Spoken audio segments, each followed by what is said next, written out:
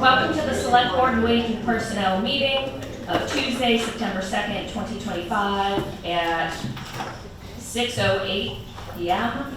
We are not at the Lakeville Police Station now. We have moved for overflow to the Great Ponds room at the library. So anyone watching at home, if you want to attend, you will have to come to the library now. There is a note on the door per Mass General Law as well.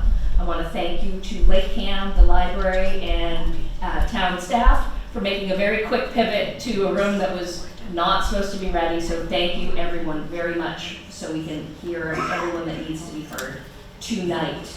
I'm going to open the meeting with a roll call. Oh, actually, is anyone else besides LakeCAM recording this meeting? Okay. Roll call. Plug here. Candido here. Carboni here. Hunt here. All right, we are going to skip over everything and go right to agenda item number 3. Discuss a possible vote regarding water issues at LeBaron Development. As you may remember from one of our July meetings, we had reached out to DEP and we got a letter back from DEP. The letter was a little bit nebulous as to the next steps. So our town administrator met with DEP, and I'm going to let him take it from here. Hold that close to you. So I met with DEP, would have been last Thursday, to discuss the issues. He said the letter was kind of written this way because they want to kind of stay out of it, it sounds like. I hear the shocked voices. So, more or less, my question was, whose I guess issue is to cover all maintenance, damages, repairs, testing, water hydrant flushing. They basically came back and said that it would be on the HOAs at LeBaron to cover. They said the most ideal situation is for the HOAs, the developer, and Taunton to have a meeting to kind of discuss a solution. My understanding, the last 2 or 3 years, that hasn't made much progress, which is kind of why I've been trying to get involved to get all the parties in the same room. Just from talking to each side, it sounds like they're far apart. So I think I have a meeting next week. I'd like to have the HOAs represented there. Okay. So, Do we have the HOA representative in the room? Yes. Do I stand here? You stand and identify yourself, please. My name is Kelly Newman. I live at 101 LeBaron Boulevard. First and foremost, I want to thank every person in our neighborhood that took time out of their busy days. Some of these are young families who work. We have firefighters, veterans, retirees, teachers. We have the gamut. And as you can see, we're at a tipping point. We're very frustrated. We appreciate everything that you all have done, but as we see it, they are in violation of once we cleared up that we are not a public water system. If you refer to the Lakeville Intermunicipal Water Agreement, it states in there that Taunton is responsible for our water lines, etc., etc. It's right in. I've read the same. I've read the same language. Right, we've all read that. So from our point of view, and people are going to speak, from our point of view, we want you to know that when we did a retrospective look from 2019 to 2024, we have spent an excess, we have been overcharged on a very conservative number, would be $218,000 in water bills. I don't know how anyone can look in the mirror and say that this is fair. That that Taunton knowingly is overcharging us. If you look at the documents that I have provided, there are meeting minutes. There is a letter signed from the Lakeville Selectmen that literally says that that master meter that was put in 2004 was temporary. It allowed the builder to get started. What we believe happened is the first builder came in, started building, the recession or the housing market crashed, then Stonebridge took over, At this point, they do know there's a master meter. I'm not gonna get into that, but that master meter was temporary, and there's evidence. Do you have all of that evidence that you can share with the Yes. board? Can you send it by email Yes. to the town administrator? And Andrew has copies of all of that. All of it? Okay. He has copies of, I literally went back and I spent time at the town hall and I did a public records request. I looked at every planning board, zoning board, select board meeting minute, and I looked for anything that talked about LeBaron Water and Lakeville, Lakeville and Taunton. What it appears that happened was once that master meter, which was temporary, once it went in, it was no longer discussed. The only thing that was discussed from 2004 on was capacity. Never again was that master meter addressed. So yes, we have evidence showing that. We also, my predecessor did a records request from Taunton, asking them, do you have any records of the master meter? And the official response from Taunton, and I have a copy of that letter, that went to Gary, who was our water guru. It said, we did a records request, we don't have anything. Meanwhile, we have meeting minutes from Taunton.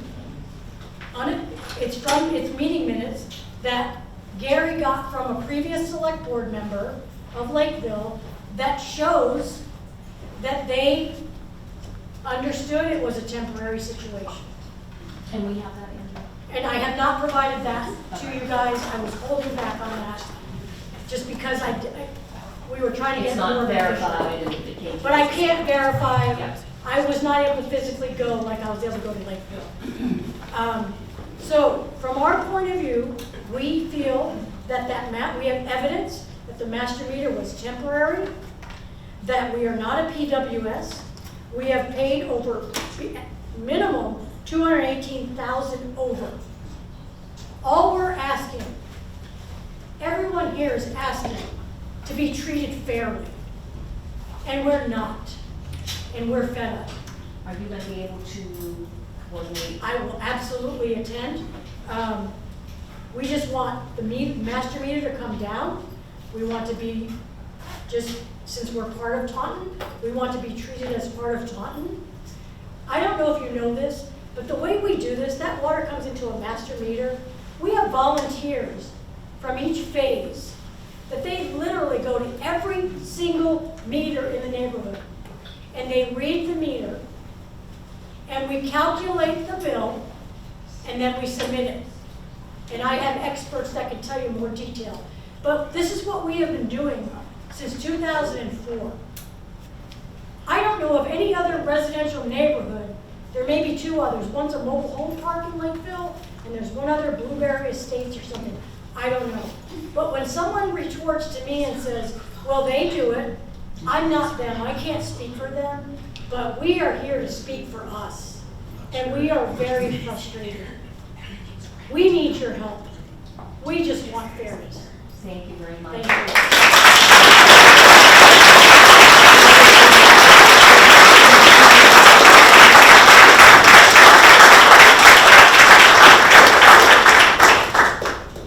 Andrew, what is our next step?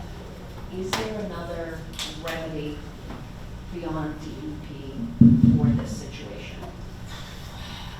Well, ultimately, the decision is made by the Taunton City Council.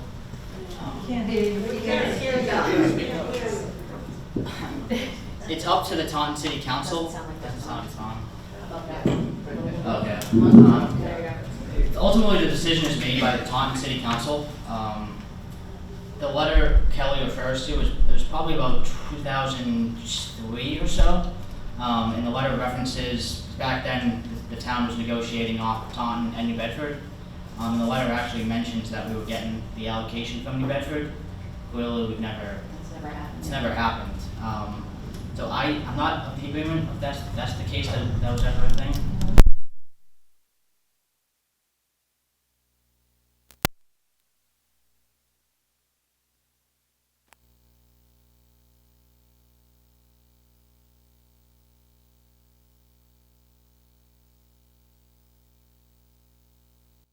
city council, is there any other state regulatory board that we can appeal this to? I talked to DEP and they thought it's on the HOAs and Taunton owns up until the master meter. It's not. With all due respect, this it- letter right here, dated January 23rd, 2003, signed by Shauna Hurd, Chairman, Shauna Hurd. Board of Selectmen. This is going to Public Works of Taunton City Council. Dear Councilor Martin, I am writing to you on behalf of EA Fish Associates, the developer of a 386 unit, blah, blah, blah. The developer has requested the city of Taunton to provide temporary water service for the first phase of the development, which only includes 62 units. I still read that as a master meter myself. Temporary service just means that they were gonna get the temporary Yeah, it's water not, service. it's not It's not clear. clear. No. It's not clear enough for us to say we have the smoking gun, but it is clear to know that there are plenty of discussions that were not part of that public records request that was asked of Taunton. And I think no malfeasance. 2003 was a long time ago. Those records usually, they were paper records at that time, so a little bit difficult to get your hands on sometimes. Who else have you spoken to in the government circles as opposed to just Taunton? Just Taunton, really. Yeah, just Taunton. Okay. Board members, I open it up for you for comments or questions. So who makes the ultimate decision at Taunton Water? Is it the council, Taunton Council? How many municipalities have actually asked for time with the council? We did in 2019 for a shack on the town hall property. Oh, okay. Yes, and we did get ahead of it, but it was a very non-contentious issue. It was a rundown shack that needed to be put down.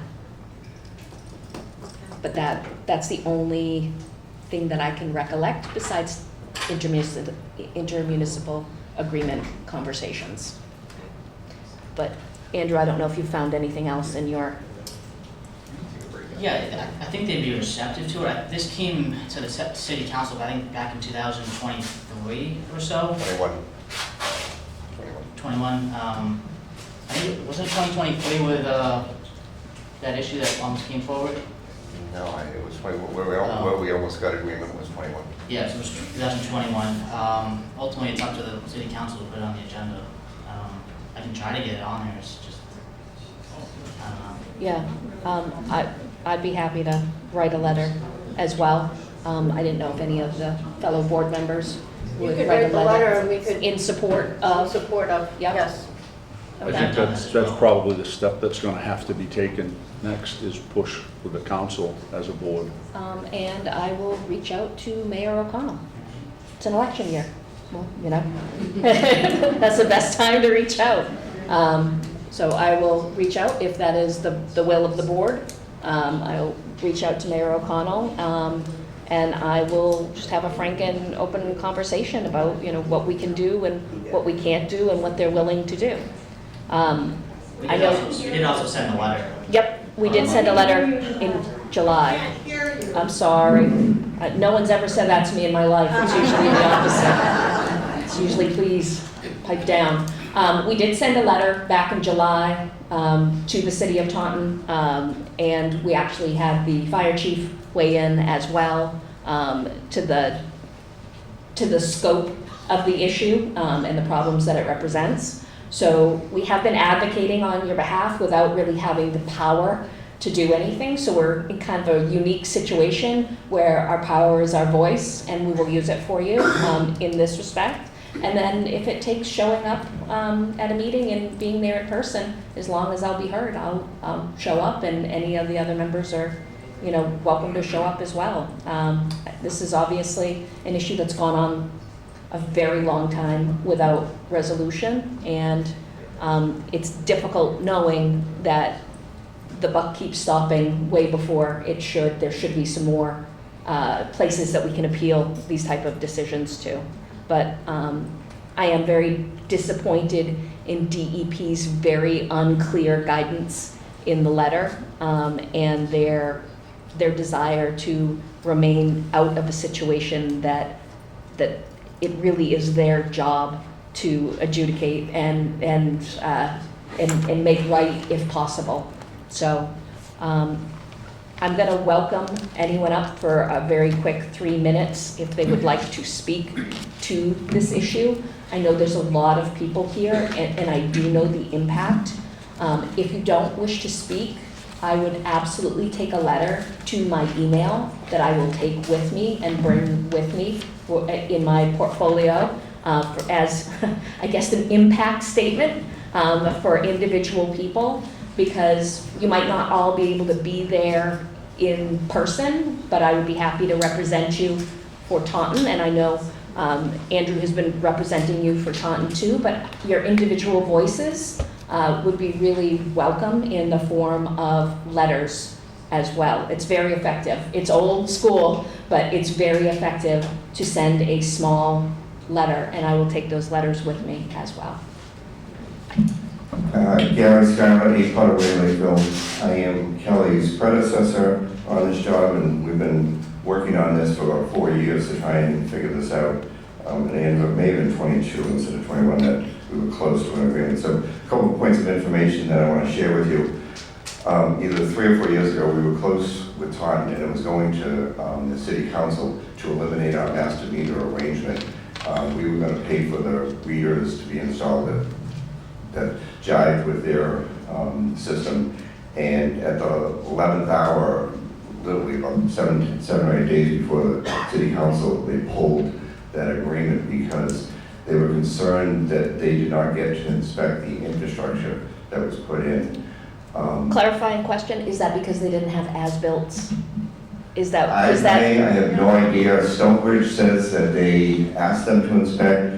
Taunton said it's not our job to inspect because we have a master meter. Lakeville said it wasn't their job to inspect. So as far as we know, nobody but Stonebridge's private engineer inspected the system. Gary, that's not true. Okay. Taunton was there. I spoke to one of the contractors. You have to come up to the microphone, Gary, please. just tell them that they did show So up. apparently Taunton Taunton was did there, show but up. what they said to us at the time was that they were not able to inspect. So whatever happened.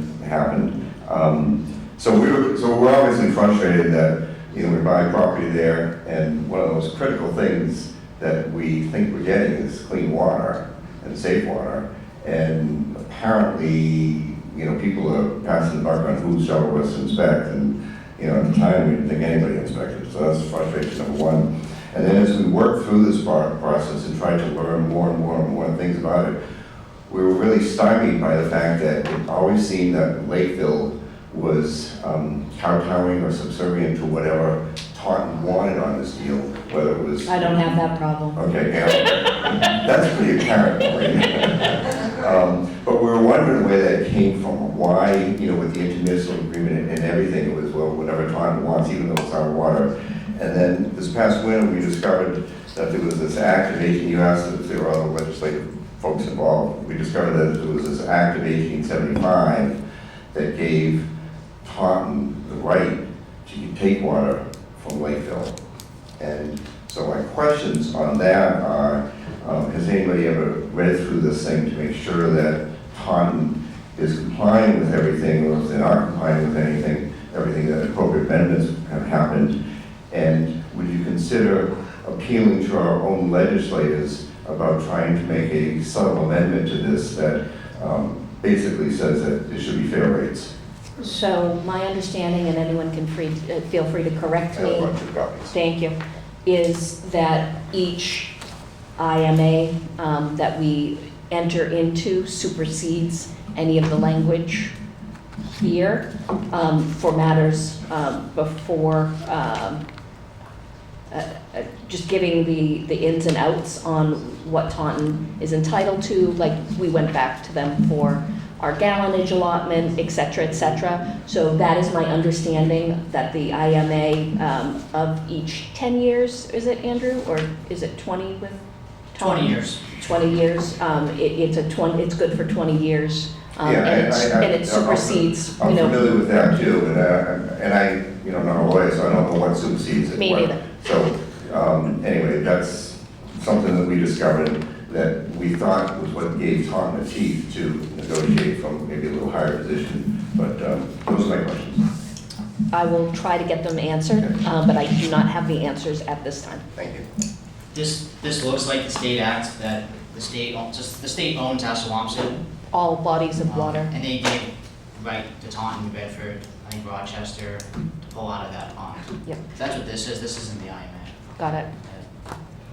All right. And would anyone else like to speak? I'd just like to know, I'm Gary Carraher, 11 Bunker Lane. I'd like to know why the town councils haven't been engaged. Town council hasn't been engaged because this is technically not, it's a town issue for the people, but it's not a legislative issue on the side of Lakeville.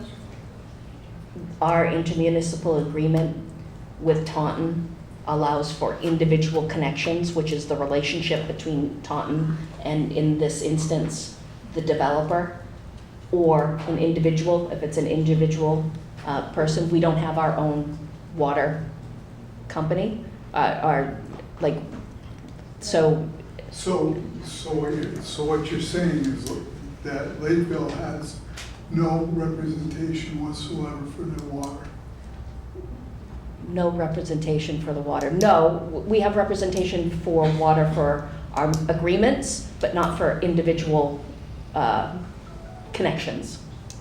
But if they're in violation. You can't speak out of turn, you have to come up to the podium and address from the podium. Okay, so I'm still not clear. What is it that's in place that prevents the Lakeville Town Council from engaging with the Taunton Town Council? We could absolutely ask them to engage, that, and I think we did in 2023, if I'm remembering correctly. Yeah, I'm not sure on that. I will have to double check on all the documents there. Because it sounds like a lawyer issue to me. It may after the next step. Yeah, so it would, if the town, if the council. I appreciate what he's going to do. Yeah, But we've already been there and done that. yeah, And it's not gonna resolve. yeah. So I think it's time to get the lawyers involved and get proper representation for Lakeville on this matter. Yeah, and that's where I would say, making sure we've made every step and every adventure that we can to them, meaning we go to town council and we plead our case again for the people of Lakeville, as opposed to engaging in legal back and forth between two municipalities that never really works out very well. That's usually a very long, drawn-out process that only enriches the lawyers involved. And so I hear you, and if we go to town council or we ask to be seen and we don't get the results that we're looking for or some progress, I will bring that back to the board to vote on. All right. Yeah, one other point of information. We have discussed this matter with our state representative, our state senator's office, our state senator, and Congressman Auchincloss's office as well. So we tried to go down that path. Congressman Auchincloss's office set up, facilitated a meeting that Andrew and I had with the mayor's chief of staff back in January. And as he so aptly described, it did not go so well. But I just wanted to give you that information. Thank you very much. Bob Bethune, 24 LaValle Boulevard, Lakeville. What kind of taxes are they paying for the buildings up down there, the water power? Are they paying taxes for the buildings that are on the water, to pump the water through our place? What kind of tax are they paying for the buildings? Property taxes? Property taxes are On individual. the buildings down there, the power plants, are they paying taxes for the power plant? That's Lakeville land, is it? So why couldn't we use that as a leverage to make them come to I don't have an answer on that. We can look and see. You're specifically talking about the pump house and the power? Yeah, they should be paying real estate taxes, so if they don't want to work with us with the water, we could always increase their property taxes. We don't have the power to individually do that. Why That would wouldn't be, we reevaluate the buildings? You know, you gotta have something to get Taunton to the table. It seems like we got nothing to do it. So one thing we got is it's our property. The lake is our property, Lakeville. All those buildings are Lakeville's property. What kind of taxes are they paying? Maybe that's the way to get up and get the table. thank you. Would anyone else like to speak? Yep, when we get there, You take your time. I intend to. Thank you to library staff for turning the heat down in here. Air conditioning feels good. This is just a prop, so. My name is Carla Goodwin, and I'm on 9 Sandy Circle. I think the easiest way to summarize this is time kills all deals. If you don't act judiciously, quickly, and follow through, it's going to go back to 1894. It's up to you to take the leadership. I don't care how you do it. But it cannot go from one meeting to another department to anything else. These people have worked their flesh out to get this far. I'm imploring you, we need your help, please. Thank you. Thank you.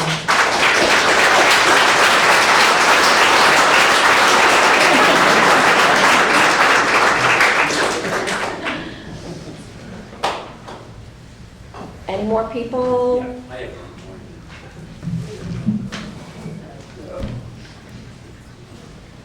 Hi, Kevin McMenamy, 6 Ironwood Lane. My question is, do we have any other collaboration with any other boards on this subject? Could you be clear which, for our town or for other, like? Has anybody met with the zoning board? I mean, had any conversation, follow-up, to this end with what we're talking about? Andrew, I'll let you. So the zoning board sent us a letter back in July. That's the reason we took up the letter on our side to send to Taunton. They advocated to push it to us so we could advocate and push it to Yeah, DEP. some discussion I had after that is that Taunton was kind of willing to let that phase 6 kind of go forward with that water line out to Fair Ave, as long as they were on site to look at it. And I got the impression that they'd be interested in taking on the infrastructure. I haven't nailed that down yet, but I think that's the So the new infrastructure as opposed to the old right. But then, infrastructure. so going back a few years, they kind of said there was no as-built. Those as-built have since been produced. So I think we have what's record of in the ground now, finally. So I think there's no excuse for Taunton to say that they don't know what's in the ground and they don't want to take on the liability of, they call it plastic, I think, in a letter. Because we've established. We've established it's iron ductile up to, I think it's up to Taunton code. So I think that's the lead into all that. Yeah. Well, what about, when we met with, Gary and I had met with, building inspector, what's his name? Nate Darlow. Nate, yeah, and one of the conversations we had with him, he had indicated that he did see people from the city of Taunton that do research the infrastructure. I don't know how many times he saw, but he did indicate it to us that they had been on site, and why they didn't continue. I mean, the stories go that supposedly somebody threw them off the property, and they kind of folded their tables and went home. So I'm not really sure that they would have followed through. I mean, I think it's part of their job, their responsibility, to make sure that it's done, and it never was. Is there a place that you have, or that you could go to research, the documents, anything that you might be able to find in your records, with the Board of Select people? Yeah, we do have some older records. Has anybody researched that we them? can access. I know that there was a big purge in 2022 and 2023 to look, but I wasn't part of it, so I can't tell the scope or what was recovered from it, and I don't know if Andrew has all of that. And I think you do, but again, there's a transition, so I don't know. I have a lot of documents and a lot of this thanks to Kevin and Gary for giving that to me over the time we've kind of discussed this since I started. But I don't have like a thorough, big backlog of data related to this development. Okay, we can check out some historic records at the historic library to see, and some of the naming conventions were different as well. Yeah. So finding some of the documents referencing things it's not as clear as it is in computers. Sure. Yeah. So is there somebody that you could maybe get to do that? I can absolutely ask for Lil to start that search, our town clerk, Okay. to start that search and do an internal search. Okay. And we can set up a bunch more keywords as opposed to just LeBaron. Right, We exactly. can set up individual names of people as well, because sometimes stuff gets filed under people's names as Okay. opposed to the project. That would be But great. I don't know what was done in 22 and 23, so that might have already been collected and part of the conversations. You know, it could have been, that Yeah. I guess the problem is that we don't know, and Gary spent a lot of time doing this, and I would think that you would have better access to this information than we do as the I would public. agree that should be the case. Okay, so we can count on you to do that. We can count on us to try. Okay. I appreciate it. Thanks. Thank you. Kelly Newman again, 101 LeBaron. I want to clarify on the record, I want to make sure, when Taunton was saying that they were not on site, that is not true. I actually, when I was doing my investigative research, I found the contractor, the subcontractor, who was on site from when the estates were being built and the cottages, when that pipe was going in. And he told me that, I asked him specifically, I said, did you ever kick Taunton off the site? Because Taunton was alleging to the DEP, they said that they were kicked off the site. And this man, I have his name in my records, he said, absolutely, no one kicked him off the site. I was there, they came, they complained, they just didn't like being there, but we never kicked them off the site. So what is happening here is that we're letting Taunton drive this train. Taunton is saying things that, quite frankly, unless they can prove to us otherwise, everything they said, we have disproven. So I would say as a town that's going through a lot of turnover, turnover is the enemy of records, and there's a lot of attrition of knowledge. People that were there are no longer there. And so I would give them a little bit of grace for those type of things, but facts are facts, and when we sort out what we have, if that helps make our case, we should absolutely leverage any facts that we can get our hands on. Because keep in mind, when they submitted an official letter to the Massachusetts DEP, in that official letter, they said that they were kicked off the site. They said other things, like that we use subpar piping, whatever. That letter that they officially sent to the Massachusetts DEP was incorrect, and we were able to, as a community, disprove that. And that's where our frustration is. To me, they're in violation of an intermunicipal water agreement, and I don't understand why town council cannot help us in this regard. We are in the process of looking for an attorney. We're just getting our ducks in line. We have a letter ready to go to blast out to, our state senators and all of that. We have a letter, we have social media ready to go. We don't want to do that yet. We want to resolve this. I don't want these people to be forgotten. We are getting ripped off, and we are tired of being told, this is not our jurisdiction, this is theirs, this is this is that. Can we have reasonable people sit down? Can the mayor sit down with the Lakeville Select Board and say, you know what, you're right, this isn't fair. That's all we're asking for at the end of the day, is to be billed in a fair fashion and to ensure our water is safe. We don't have that guarantee right now. We don't know if our water's safe. To me, that's a big ticket item. Clarifying question, are you testing your water? Why do I as an individual have to test? You don't have to, that's not my question. So we've had a couple people randomly check, yes ma'am. Okay. I just want to go on the record also as saying, I lost my father to the water of Camp Lejeune. I don't want to come as a retired military officer to Lakeville and to have to go through this. Yeah, it's probably safe right now, but we don't have any mechanism in place right now to guarantee. Understood. And that's not fair. Understood. Kelly, hold on one moment, just, you had mentioned 218,000, and you mentioned dates. What were the dates? From 2019 to 2024, on the low end, we have overpaid as a neighborhood $218,000.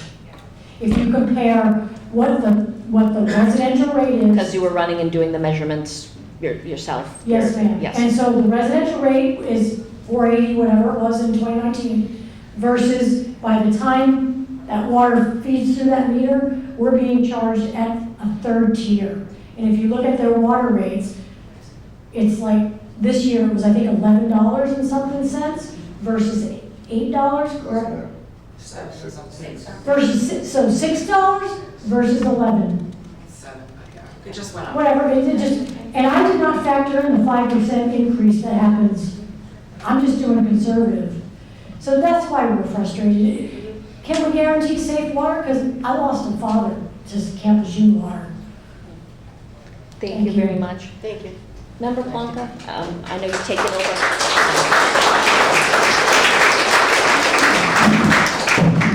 Member Plonka, I know you've taken over duties of water from former member Day, who had been on top of it as well.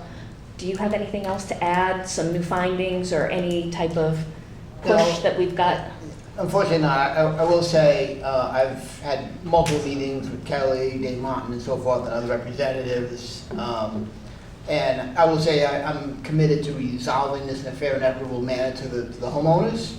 I will remind everybody that the developer, Mr. Atani, did commit at a prior ZBA meeting to resolving this in a way that I believe the quote was that everybody would come to, in a way that would be acceptable for the homeowners before he pulled any additional permits. So we need to... For phase 6. That's correct. So we need to ensure we hold him accountable for that and work with the ZBA on that, remind the ZBA if need be. Was that the meeting that town council was at, Amy Russell? No? I don't believe town council was Okay. at that meeting. That was at Loon Pond Lodge, I believe, late spring? I believe it was late spring. Okay. So I have a lot of documentation from Kelly. I appreciate the documentation she's provided. And again, I am committed, as I know Andrew is also committed to working to resolve this issue. Unfortunately, as we're finding out, we're kind of in a tough spot when we're dealing with Taunton. I think Taunton's holding all the cards, unfortunately. Not to say we're going to give up, but we're in a tough spot. And I understand, yeah, absolutely, I understand. We all agree it's not fair to the homeowners.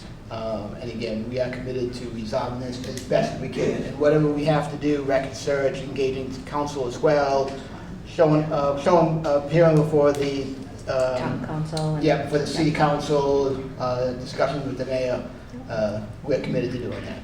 Yep, we'll advocate in any way that we can. If I could speak really quickly. My name is Amanda Surgeons. I live at 19 Bunker Lane. I just wanted to put some actual numbers, because when I hear we were at 6.1 and then we went to 10.8, that doesn't mean anything to me. I lived in Taunton for 4 years and then I moved to Lakeville. We were told, oh, it's Taunton water, so you're using Taunton water and sewer. The assumption I think many of us would have was, okay, good, that bill's gonna be the same. You know, electric might be different, Taunton water would be the same. I paid $238 quarterly when I lived in Taunton for our water and sewer. My first water bill was $1,961. There are still only 4 of us that live in my house. It didn't change the amount of water we used, but that is a number that I think might stick with you. The 6 point whatever, the 10, that meant nothing. I was like, oh, it's gonna be a little bit higher maybe. That is significant, and That I would be a think, fantastic letter, okay, and I that would will be very certainly write impactful. that. And if everyone that's writing a letter can include those type of numbers, you are right, that brings it down to a very granular level, and it's very impactful just hearing it. Thank you. And many people would say, well, why did you buy if you knew that many of us were told you're on Taunton Water and Sewer? I think if we could raise hands, how many of us thought we were on Taunton Water Sewer and we would be paid billing the same way? I think that's really important because I came from a situation where I was like, I'm not going to be duped again. And here I am a very smart person. I am one semester away from a doctorate. I still was duped, and I feel really, really frustrated. And I think you're getting that, but the actual numbers I thought might help a little bit. They do, thank you very Thank much.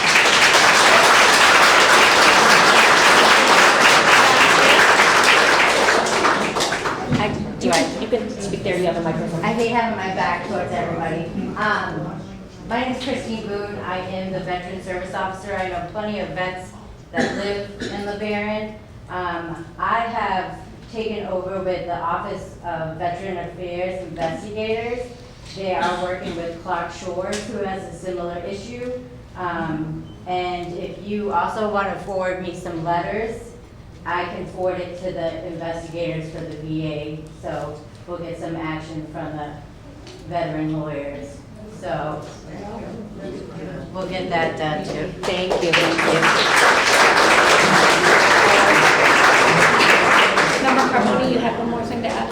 I just wanted clarification as to the avenue or venue in which you send your letters to, so that they're not all over the place, but directed to the town administrator. Yeah, he'll be very happy to have that inbox, but we'll be able to coordinate it through the town administrator, as opposed to some of us getting some letters and others getting others. And maybe in the subject line, just maybe put LeBaron water concern. Email, letter? I think either. Either's fine. Okay. Sorry, Andrew. There's gonna be a lot in your inbox, but, yeah, it'll be in one place. Yeah. I think I had one more person, and then I'm gonna wrap it up. Quick, something else that I wanted to mention. My name is Ann Drapin-Romsky. I'm actually speaking on behalf of 8 Country Club Lane. One thing that has not been mentioned tonight is speaking to Fire Chief O'Brien regarding the hydrant situation with that closed water system. We did have Chief O'Brien weigh in, Yes. and he did send a letter to us that we included in our letter to DEP, correct? Yes. Yes. So we did include about the closed system in that letter. Okay, because the hydrant is very much a concern if anyone was to have a fire. It would be pretty detrimental. Yep. So, thank you. Thank you very much.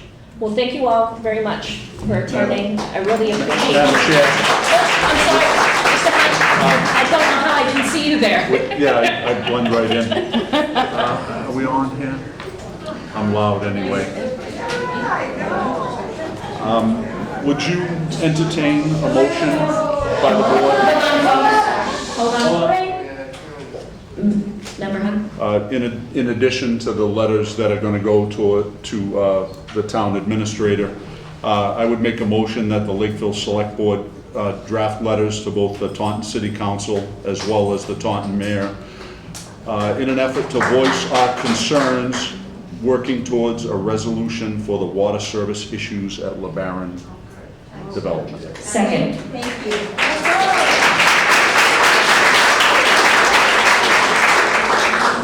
Any discussion? Hearing none, roll call.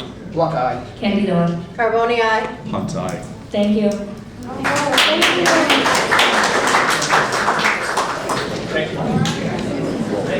Thank you, everybody. Thank you.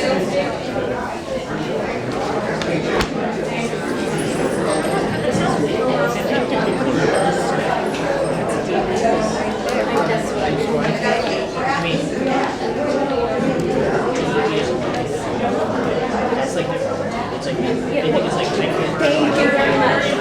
Thank you. Yeah, when they see someone with a nice $18,000 water bill. Tell me that next. Thank you, Hillary. Thank you very much. I appreciate all the work that you're doing.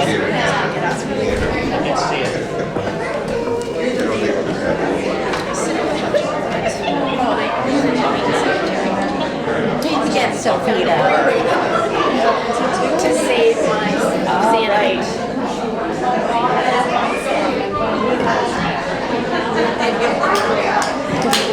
It's very chatty in here. All right, agenda item number 2, select board announcements.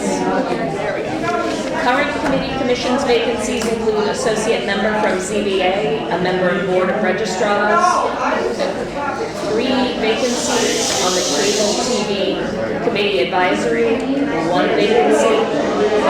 Folks, can you filter out?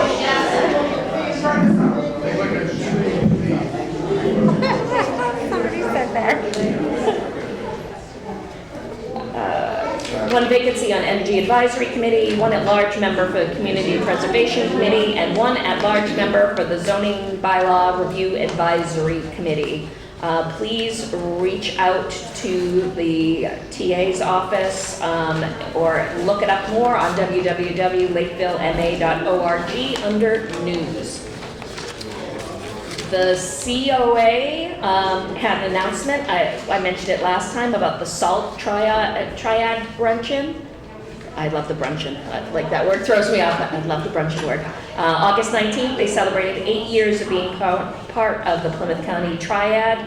Did we post that somewhere as well on the website? Not yet, but we will. Can we post that on the website so people can read more about it? There's a plethora of upcoming Lakeville COA events. I will not mention them all, but they are under the COA tab in our website as well. There's more than there usually is. Great job, Lori and team at COA, for keeping all of these things going. We're going to move on to the TA report. Thank you. So I met with Mass DOT, that's not the right acronym, Keolis, FRA, DPU, VHB, and the police and fire chief last week about the quiet crossings issue that we discussed at the last meeting. It's pretty similar to what I kind of mentioned was the catalyst behind it all, which is money. It's going to be about $750,000 to $1 million per crossing. Yikes. So we stopped at each one, and Leonard and North Precinct will be about that amount. And then Malbone, they thought could be a median system, which is significantly less expensive. It's essentially a concrete median that extends about 100 feet in each direction. So the big gate system's not needed, which is really the expensive part. But the issue is, and they're going to give us this in a report in writing, is it sounds like it's almost like a chain system where us, Freetown, and Berkeley all have to kind of do this at once. The bigger problem with that is Freetown has a bunch in that area, and so does Berkeley. And I don't know how much money they're willing to invest, but we'll have a report that kind of outlines all this. Have we spoken to Senator Roderick's office about getting this project on part of a spending bill or bond? Not yet, but I am meeting with Berkeley and Freetown town administrators. Okay. I think it's in 2 weeks. They're going to kind of give me their flavor of what they thought, because each town has a walkthrough similar to mine, and we'll see the report. And I think we'll bring in the Senate delegation, state rep delegation. And did you have any maintenance costs estimated? No. Okay. That's going to be obviously a little bit more. We're obviously on the hook for signage and pavement markings, and then they did confirm the liability would be on the town. That would be good to have those numbers. It's already exorbitant for an upfront cost, and that we would not be able to pay for that out of any current funds we have, and we would need to either get grant funded or funding from the state in order to support that. So hopefully we get some support there from our Yeah, but we should have that report representatives. in probably 3 weeks, so Okay. I can definitely give an update to the board when that happens. Great. We had an employee appreciation event this past Thursday. It was well attended, about 90 or so people. Good time, I thought. Hopefully, I got lots of good feedback. I got Yeah. a lot of nice letters back about it, so it was well attended. yes, I was pleasantly surprised. That's great. The Old Colony Building Project informational meeting is tomorrow night. Myself, Mike Ellis, Erica Correa, and Lillian Drain, among others, will be in attendance to kind of get the background of the vote, how much it's going to be, all those hard detailed numbers. And then they're going to come back here on next Tuesday night for a formal presentation. Okay. And then the last one was dilapidated buildings bylaw. Some of the research is still ongoing. That Ashland one that was shared with us never actually went into effect. Got It was it. denied at town meeting. Got it. There was another one, I thought it was Yarmouth. I'll pass that on as well if you'd like.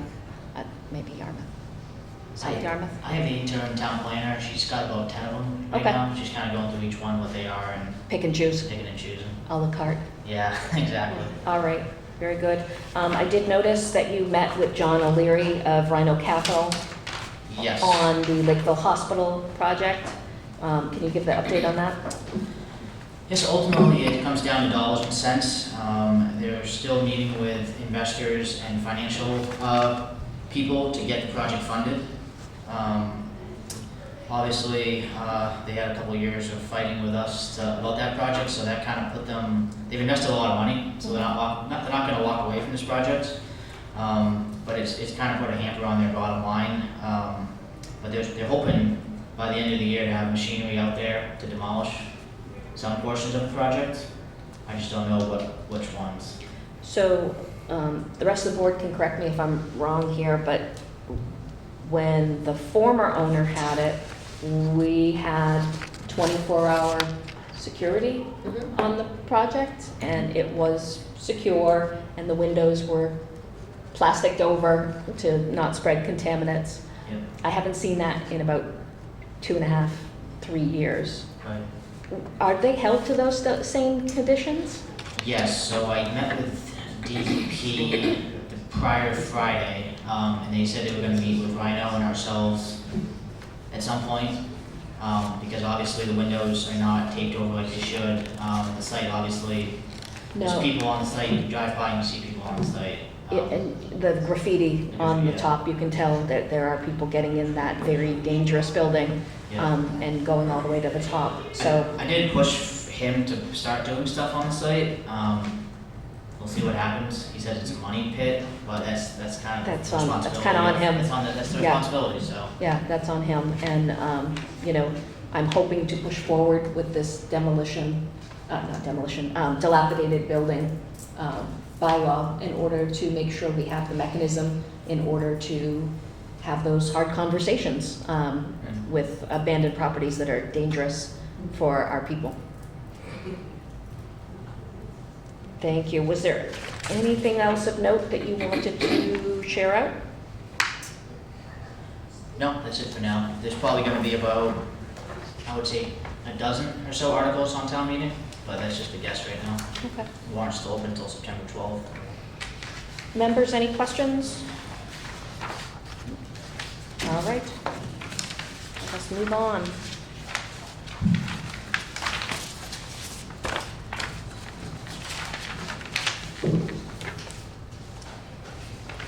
Madam Chair. Andrew, the finance team meeting on September 2nd, what's that for?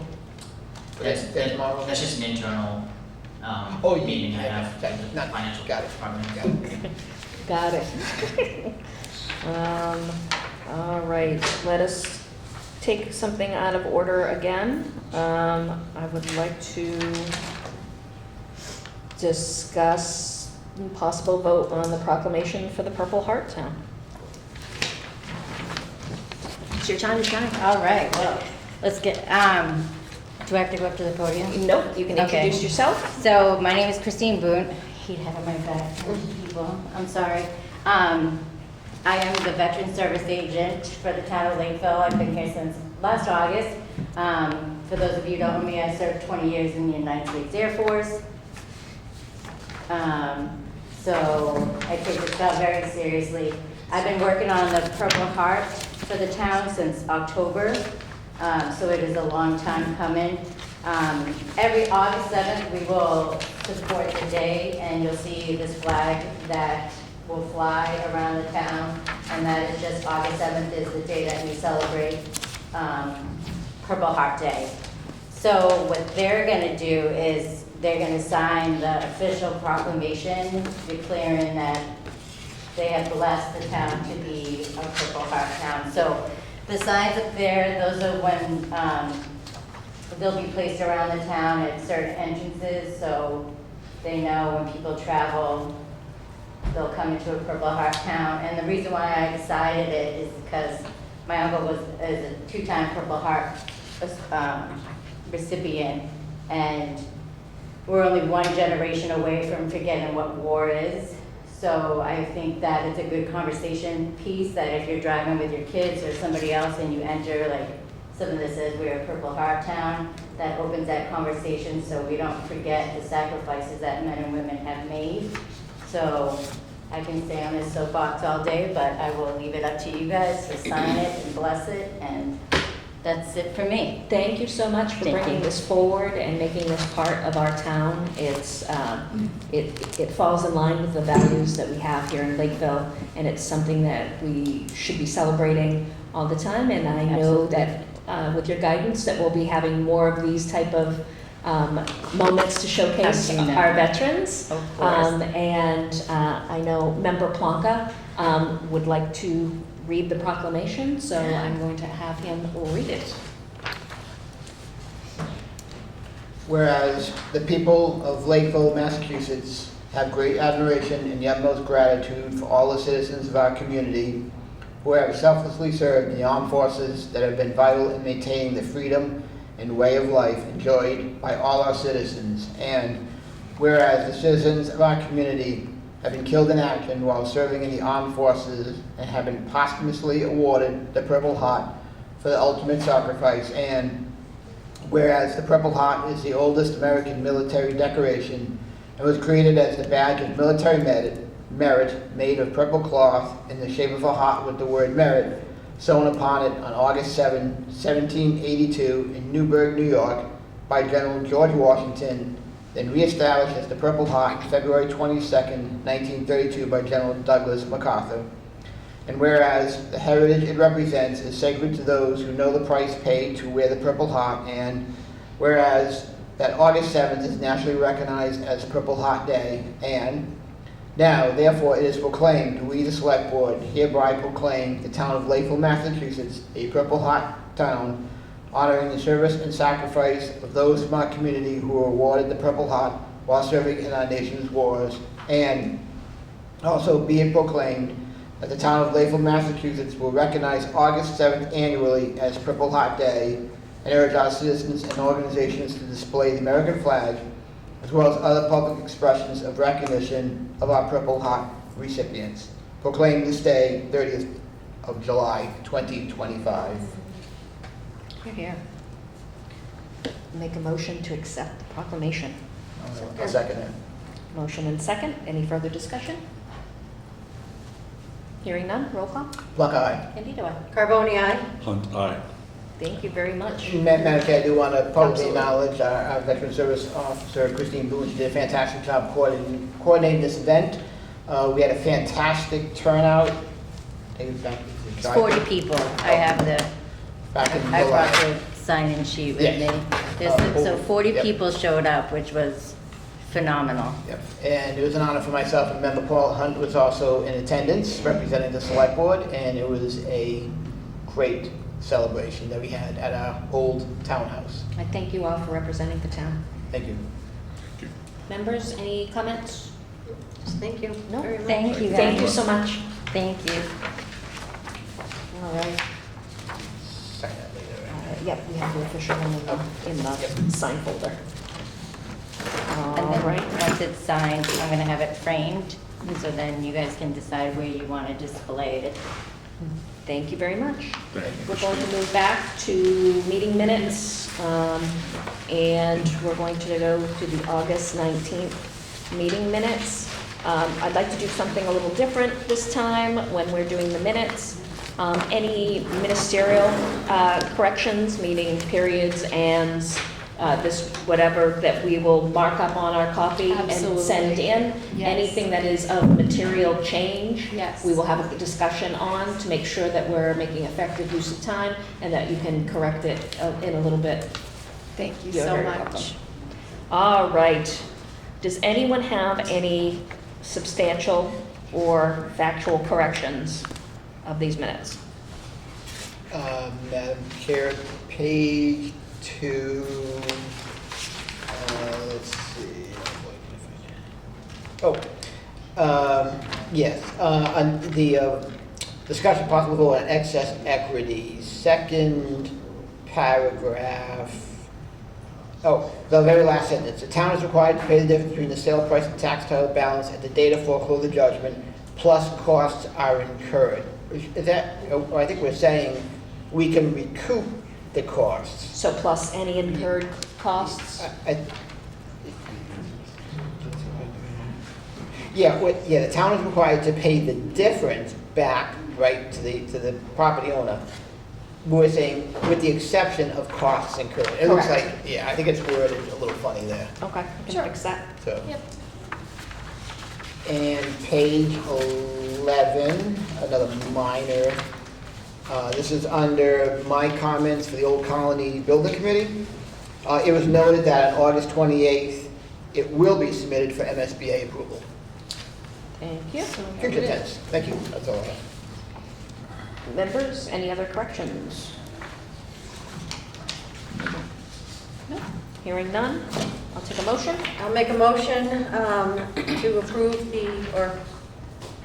I'll make a motion to adopt the Select Board and Wage and Personnel meeting minutes of August 19th, 2025 as corrected. Second. Motion and second. Any discussion? Hearing none, roll call. Plunk eye. Candido, aye? Carboni, aye. Hunt, aye. Thank you, everyone. Member Carboni, as you are our COA rep, did you want to read this proclamation? Sure. You want to introduce it? Or? I sure do. So we had our proclamation of Lakeville's oldest citizen. We headed down to Mr. Fernandes' residence for this. He is 98. He is 98. We were able, members Carboni, Plonka, and myself were able to make it. Member Hunt was there in spirit. To Daniel Fernandes for his Boston Post-Cane celebration as Lakeville's oldest citizen. And now we are finalizing the proclamation, which we will send to him about the Boston Post-Cane. And Member Carboni will read the oldest citizen proclamation and how it came about. Okay, Town of Lakeville proclamation, oldest citizen in Lakeville. Whereas the Boston Post-Cane was initiated on August 2nd, 1909 by Edwin A. Grosser, the publisher of the Boston Post. The newspaper sent out gold-headed ebony canes to the Board of Selectmen of 700 towns in New England, and Lakeville was one of them. The request was that it be presented with the compliments of the Boston Post newspaper to the oldest male citizen of each town, and in 1930, after considerable controversy, the oldest female citizen was also eligible to receive the distinction. And whereas the citizens of Lakeville embraced this gift from Boston Post, and for the past 100 plus years, the Boston Post cane has traditionally been passed to the oldest citizen in Lakeville through the Historical Commission. And whereas Daniel Fernandes, the once owner of Fernandes Frame Shop in Middleborough and a resident of Lakeville since 1962, became eligible for the Boston Post cane, this year at 98 years old, he is the oldest Lakeville resident. And whereas Daniel and his wife knew when they first moved to Lakeville that they were in the right place. Their family has grown up to 3 generations with 4 children, 6 grandchildren, and 13 great-grandchildren. They have seen the town change over more than 6 decades of living here. Whereas Daniel's longevity offers us all a living link to our shared history, a testament to the value of intergenerational connection, and an invitation to cherish every chapter of life. And now, therefore, it is proclaimed that all citizens are encouraged to join in, extending heartfelt congratulations and best wishes to Daniel Fernandez for health, happiness, and continued adventures. So And this- moved. There you go. And we'll be signing it this evening. Can I get a second? Seconded. Moved in second. Any further discussion? Hearing none, roll call. Plug eye. Candido, aye. Carboni, aye. Hunt, aye. Thank you very much. That was very enjoyable to be there. All right. We are up to, wow, we're only up to agenda item number 4, guys. Discuss possible vote regarding property issues at Clark Shores. We received a letter from Clark Shores Association in early July regarding community issues, and to state that their new board of directors are working to correct the many issues in the community. We have the letter on file here. I would like to hear from our town administrator on where we're at right now. So as many of you know, we have an internal working group looking at various tax title properties, which is one of the association's concerns. I think there's 19 properties still in the community. I think they're mostly smaller lots. I think what we could do is look into a butters program to sell to neighbors or the association itself, depending on the value. Another one of their concerns is that there's properties that are overgrown, and they're looking to us to help. Abandoned? Abandoned. And I think there's also a driveway. I think everyone's kind of gone into that street. It's pretty narrow, so they want us to maybe clean up the sides various times a year. So Our concern is it's a private road and Yeah, liability that concerns. was my comment. It is a private, you can come up when you're called up to the podium. Okay. I'll be happy to call Because you I up have in a things to minute. say. 'Cause I'm Absolutely. representing Clark. Absolutely. Awesome, thank you. So it is a private community, but my question to you was the property in question that need to be cleaned up, one of the properties we own? 2 of them we just sold. But for the widening, is that on the, Yeah, a lot of the properties we own in there are very overgrown, so we can take a look at cleaning them up or selling them. Each one's gonna have a different solution to them. We haven't studied it in great detail. all right, I did see the pictures. A lot of those are owned by people in the community. Mhm. They're just seemingly abandoned. I'm not quite sure what we can do for those, other than maybe condemn them. So are any of these in tax title currently? I'd be guessing. I think Okay. what Melissa had told me, there's a couple maybe in tax title. Okay. I just don't know offhand. All right. Members, questions for the town administrator? Madam Chair, so I think, so we have a list here. Yep. obviously. Yep. I think we just need to know, right, what's in tax title, right? What's owned by us, what's in tax title, Right. what's in arrears in general? And I don't want to fully understand the problem. I'm on my list to talk more with Erica, but it's a long process, right? When they default on, it just doesn't happen overnight. It Many does, years. it does, but if Right. if we do have properties that the town owns, it becomes incumbent on us to be, Yeah, understand. yeah. All the town owned are tax title. Oh, yeah, so I can assume this list here, right? If they've already gone through, it's going through the process now that Erica does, right? No. She- Yeah, we own them outright now. Well, no, yeah. And eventually they're going to come up to be auctioned like we did with the other parcels. Or okay? that we could Or use them for other people's development. septics, like, you know, to Mhm. push out the nitrogen load, or We could choose possibly to retain the property is what, we can make that. possibly open space for Yeah, natural heritage, if we are allowed. Members Carboni and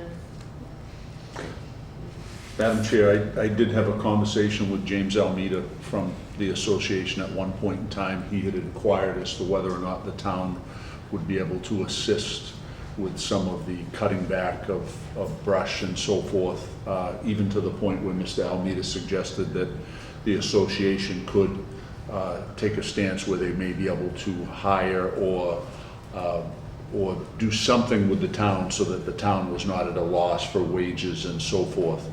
I had a conversation with Franklin Moniz about that and his stance, and I certainly do not want to speak for him, but my understanding was that the town highway department did not have enough people to get done what they would like to get done in the town, and would be unable to be hired out to anybody, even though the association had discussed, hiring them to assist. But he expressed that they are pretty strapped with what they're trying to get done. Yeah. But I did, that was a conversation that Ray had with Mr. Almeida as well as Thank the you. superintendent. Thank you for reaching out, and thank you for sharing it with the board. Member Carbone? The only thing that, if it's property that we own, we've had this discussion, previously about other people's properties that might be overgrown and, Got to clean up our own house. So, I would, maybe that's something that, we can bring Franklin, to see if he could build that into a schedule to clean up the properties that we owned, so that they're not a hindrance to others. Would it be a better use of funds to use the funds that, when we're saying, when we're doing the tax title, and the remainder funds, to actually just contract out and use those remainder funds in order to do that, to not put a burden that, an unreasonable burden on our departments, as opposed to being able to fund it through the mechanism of, that delta of what goes back. Because it falls right in line with what we're doing with those funds, and it's managing those properties. And then the same would be said for any type of property that was a danger and needed to be bulldozed and pushed down, even though it's probably not the most cost effective to have a third party do it. At the same time, I'm reluctant to add more of a burden on, because we will recoup those losses when Right, so to clarify, I think, so we can incur those costs now, and then when those go for sale, we take that money back. we get it back as part of, those are the costs we incur. Okay, that sounds reasonable. Yeah, I would rather go that route for the reasons that Member Hunt said. But if we can't, for some reason that I didn't see legally where we couldn't. That's what we did with two properties we sold in there. Yeah. It just seems like a better, cleaner solution, and one that will be not done in the time that it's convenient. It'll be done in a timely manner. That would be my suggestion. The board can feel free to chime in if they have other suggestions. Just explore that as part of what we're owing there. I'm going to go ahead and invite anyone up that would like to speak. Please come to the podium.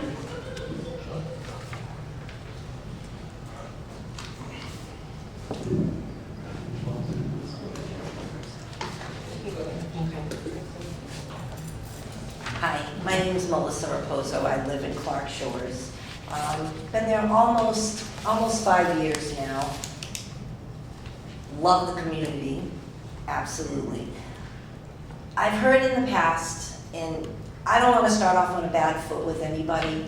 I just want you all to know that we're aware that in the past, the board of directors in Clark Shores and the town may not have worked together very well. I don't know all the issues and problems there were, but I've heard stories. We want you to know that our board of directors that we currently have, we're dedicated absolutely to making our community better and safer, and to work with the town. We want to work with you guys to resolve issues and to get guidance and help on things that we might not have the best information on. So I'm here today mostly to talk about two things. One is the abandoned homes, which you've started to address.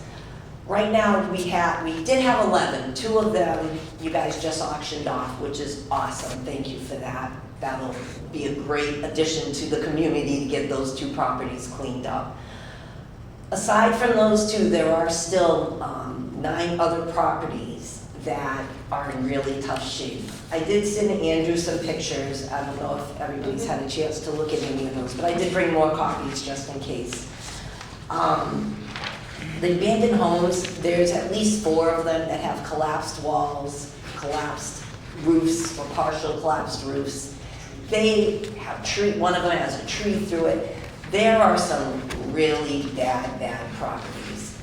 The kids like to go and play in there. There's a lot of trees in our community. We're worried about fires getting started. We're worried about the rodent infestations and the bug infestations, because some of these properties are so overgrown you can't even see the house from the road anymore. That's how overgrown they are. These people have walked away from them. They're in horrible condition. One street alone has 4 abandoned homes on it. That's the Wisteria. Another road, Hollis, there's 2 really bad homes on that street, and I think there's only 7 or 8 homes total on that road. So to have 2 of those homes be in that bad of a condition, it really devalues the property. We get a lot of complaints from realtors that are trying to sell a house down the road to one of these abandoned homes. We constantly get complaints from our residents about it. I did reach out to the Attorney General, and I spoke to them by email. They have a neighborhood revival program that they do. They did tell me that Lakeville currently isn't part of that program, but if you guys reached out to them and worked with them, they would guide you on it and explain how that program works. I don't know if that's something the town council's willing to do, but it is an option. I don't know the ins and outs of exactly how it works. Yeah, I don't know about it, so we'll look into that. Yeah, it's through the for sure. Attorney General's office. It's called the Neighborhood Revival Program, I think is what it's called. But if you can reach out to them and talk to them, maybe that will help the town with some of the other abandoned homes you might have throughout the town as well. I'm not sure. I'm just throwing it out there as an option. I do know this, if the Board of Health or even the building commissioner went to any one of those properties, there is no way it would pass any inspection. So did you file any complaints or go before? I've gone to see Ed Cullen. I gave him a packet, and I've actually added more to it since I saw him. He actually, I believe, is the one that got the 2 houses up for auction, or at least I'd like to believe that happened after my meeting with him. Maybe it was a coincidence, I don't know. But it was really good that at least those 2 houses were addressed and are now being worked on. I also did reach out to Nate Darling. I sent him a couple of emails. I didn't get any response. I did go to his office and drop off a packet of papers, again, about the abandoned homes and stuff. I haven't heard from him. So I have reached out to both those departments. I figure if they go there and inspect the properties, they're gonna absolutely fail any kind of inspections. And there is one property that, from my understanding, that a couple is going to be moving back into. That home is not livable. It is not livable. And I'm not trying to cause problems for people who want to move back into their home, but it's a safety issue. It literally looks like somebody took 2 20-yard trailers of garbage and dumped it behind their house. And I am not exaggerating. It's bad. So that's one of our biggest concerns, is because there are so many of these really dangerous houses in our community. We just want to work with the guys however we can to try and get help on how to resolve them, get them knocked down, get them condemned, make the owners do something with them, whatever it is. We're just looking for help when it comes to those properties to clean up the neighborhood. And then the other thing you actually kind of talked about, and it's the lots and the betterment fees for the 19 properties that the town owns. We never used to charge residents for their empty lots. It was only if your property had a house on it. Well, you can only generate so much revenue. It's not like we're gonna add more properties to our community. So a few years ago, it was decided to start charging for lots because, again, most people don't care about their lots. They don't take care of their lots. The overgrowth will go 2-3 feet into the street, choking out the roads because they're not there, they don't care, they don't pay attention to the lots. If the town could do something. Do you put mechanics liens on those properties? Yes, we have a few liens going already. We have 17 people we have in court right now. We are going after people for outstanding dues and for the properties that we can. Our board kind of made like a minimum amount to go to court. So until some of those properties reach that amount, we won't take them to court. But the other thing is some of these people, they pay their dues, but they don't do anything to the property, so it overgrows into the street. So we're working on that with bylaws. With the bylaws and stuff. And I actually, I don't know if it'd be helpful for you guys, but I did bring a copy of our bylaws if you wanted to keep them on record. I don't know if that helps you guys or not, but I have them if you wanted to take them. But back to the lots, the way it is now, we have that there are the 19 lots that the town, we charge betterment fees for, the $300. So right now, that's over $6,800 in HOA fees, betterment fees, whatever you want to call it, that the town hasn't paid us in Clark Shores for. Now, I know we used to not charge for the lots, but to generate revenue, the board of directors and the community got together, we voted in. So people that have just an empty lot now, everybody pays dues for the empty lots. And that's why the town got invoiced for all the empty lots that are under the town's name. But even just getting that revenue from the town would help us to clean out the streets and, you know, it's almost $7,000. We can do a lot with $7,000 on our roads. Andrew, would you like to speak to that? Sure. So I don't have it in writing, but I don't think we're liable to pay those. I know some of these, like the 4 South, the 4 South and the 6 Central, part of the closing cost is the back payment on not paying HOAs, and those are about $8,000 a piece, I think. So we plan on paying those. Yeah. Those 2 properties? No, you actually, it's only this year's dues that's owed on those 2 properties. You guys have paid for those properties every year prior. I don't know. I think I saw it on the closing documents. Well, there was a lien for $6,800 from a court case in 2019 on the 6 Central, which they did pay. We actually just got the check for that from the lawyer. Okay. So the lien on the property was paid, but not the $325 for this year's dues wasn't paid. Yeah, there's no mechanism where the town pays dues. But they have in the past. I'd have to see that, and past practice doesn't dictate if there's something that's not. I can. Yeah, we would have to appropriate that at town meeting. Yeah. Like, that would have to be an appropriation that we would do at town meeting. Okay, but like I said, I have at least 7 payments that the town did pay the dues for. I'd be interested in seeing that, for sure. No, I've never. No. That's just not a municipal. Yep. No, I understand what you're saying. I'm just saying, I know for a fact that you. Do you know what years? Yes, as a matter of fact, I do. 6 Central, 2020 to 2024, you paid the dues on. And then on the 4 South, Was that just paying back the mechanics lien? No, we got a check from the town for the dues. What was the dates on that again? 2020? 6 Central was 2020 through 2024, so those 5 years, you paid the dues on that property. And then on the 4 South Ave, the dues was paid 2023 and 2024 for that property by the town. Interesting. We'll have to look that up because, like I said, there is no mechanism for an HOA to charge a town when a town has been taking something in tax title, as opposed to, you know, just owning it outright and hanging out with it. That's kind of 2 different things. Okay. But yes, there is no mechanism that I've ever heard of. that allows that. Well, I do find it interesting that they did pay though. Yeah, Too. but doing the wrong thing doesn't make it right. No, doing the wrong thing doesn't make it right, that is absolutely true. But back to the whole thing you were talking about a little earlier with abutters and stuff, that would be great.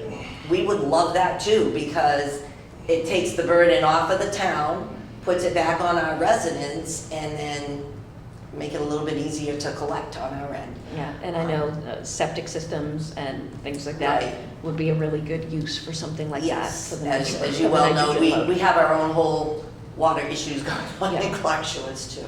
Yeah.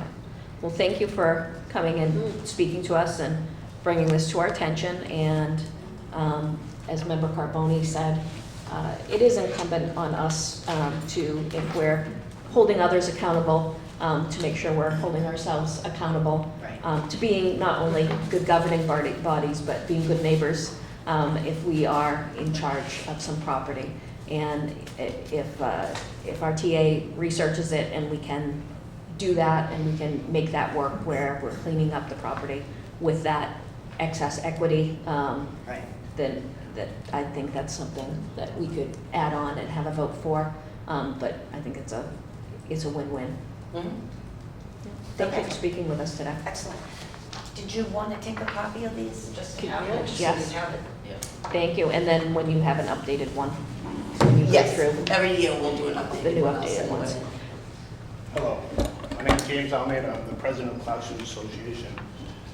I've been involved in Clark Shores for the last 10 years, actively volunteering. I was in charge of the road committee, then became vice president, now I was elected president. We've done a lot of it in our community to help clean up our neighborhood, collect back dues that were owed by people who just never paid and were never held accountable for it. We've also been working, or trying to work with the town in opening up our roads, making it safe for emergency vehicles to come in and out of, because there was an issue in the past in Clark Shores, and we want to make sure that's never happened again. We've reached out to the fire department, EMS, and the town itself, to ask for any advice that we could get from the town to make it more accessible for everyone in the neighborhood, to make it safe for everyone in the neighborhood. To be honest, we haven't been getting that much feedback from the town. In 2022, we lost our plow company due to extensive overgrowth in our neighborhood. Especially when it starts snowing, branches get heavy, everything chokes out the roads. We lost our plow company. They're coming in with $80,000, $90,000 trucks, and they're getting destroyed because a lot of abandoned properties and lots are not being maintained at all. At that time, and many times afterwards, I'm a phone call kind of guy. I'm not much with emails, but since then the board has been reaching out to the town, the select board, Nate Dowling, Ed Cullen, and DPW regarding abandoned homes, road issues that we do all our own maintenance for. But the town also owns 19 properties. At the time, I reached out to the town clerk, DPW, Board of Health, Nate Dowling. I dropped off an envelope full of the properties that we've been talking about today, with never one response. I've been hung up on twice by the town clerk when we called looking for assistance in clearing back some of our roads. We've even offered to pay for the labor force if we can access the equipment that we help pay for as taxpayers. We have over 400 homes in our neighborhood and about 109 properties in our neighborhood. These are all taxpayers who own these properties. Now, we feel that we should get at least some input and feedback when we reach out to the town via email, via phone call, and any other questions we may have, and we haven't been getting that. We offered to wash the betterment fees for those 19 lots owned by the town of Lakeville, along with the 2 homes. If we can get some assistance in cutting back up some of the overgrowth that the town has not been maintaining, or for the properties that have been abandoned, which I think the town has inquired those properties. Again, with no response. And I will make a correction on one thing that Melissa said, that we haven't charged for lots. Well, our bylaws state, and I always stated, that all properties will be charged HOA fees. However, in the past years, even in the time I've been involved, we've gone through multiple treasurers. It's a very tough position, tough to keep someone in that position. We've also had a hard time going after and finding addresses for the property owners We've charged landowners, property owners, just land, no homes on it, in the past. However, that kind of just fell because it was too much of a burden for us to keep trying to go after the owners. A lot of letters were coming back, the bills were coming back. But since then, we have worked really, really hard. Every homeowner, every landowner has gotten a bill for their HOA fees, including the town. Now, the town, I hear that you say that you don't feel like you're responsible for clearing back the lots that the town owns. Well, why wouldn't you get rid of those lots if you're not using them and collect taxes on those properties? Therefore, we can then collect our HOA fees to help maintain our roads. From what I heard, it sounds like you don't feel responsible for clearing up the properties that you own that are choking out our roads. I asked each and every one of you to drive by Clark Shores and every one of those properties to see how bad they've gotten. We're not looking for anything for free. We're just looking for the town to pay for the betterment fees or to help the owners and everyone in the association by cleaning up the neighborhood or helping us clean up the neighborhood. We pay for our own salt, we pay for our own snow removal, we pay for our own road work. We're not asking anything else from the town except to help maintain the properties that you own, or pass them on to someone else so we can start collecting HOA fees and the town can start collecting taxes on those properties. As far as the abandoned homes that are so deplorable, you really have to go by and drive by and take a look at them. Don't even bother looking at those pictures. Take a drive by. My question is, who owns the properties? Does the town own the properties or do some of the property owners still own the property? And is there insurance carried on those properties? If there's insurance or no insurance on those properties, if someone gets hurt, like the young kids in Clark Shores, goes into those properties and something happens, who's liable? Who's gonna get sued? Clark Shores or the town of Lakeville? These are all important questions we've been trying to ask ourselves and get information from the town with no response. We just want to be heard. We are all hardworking citizens. We pay our taxes just like everyone else, and I think that we do need some help clearing our roads. If not, we'd like to get paid for the betterment fees that the town owns on all the properties the town owns. So I'll address that.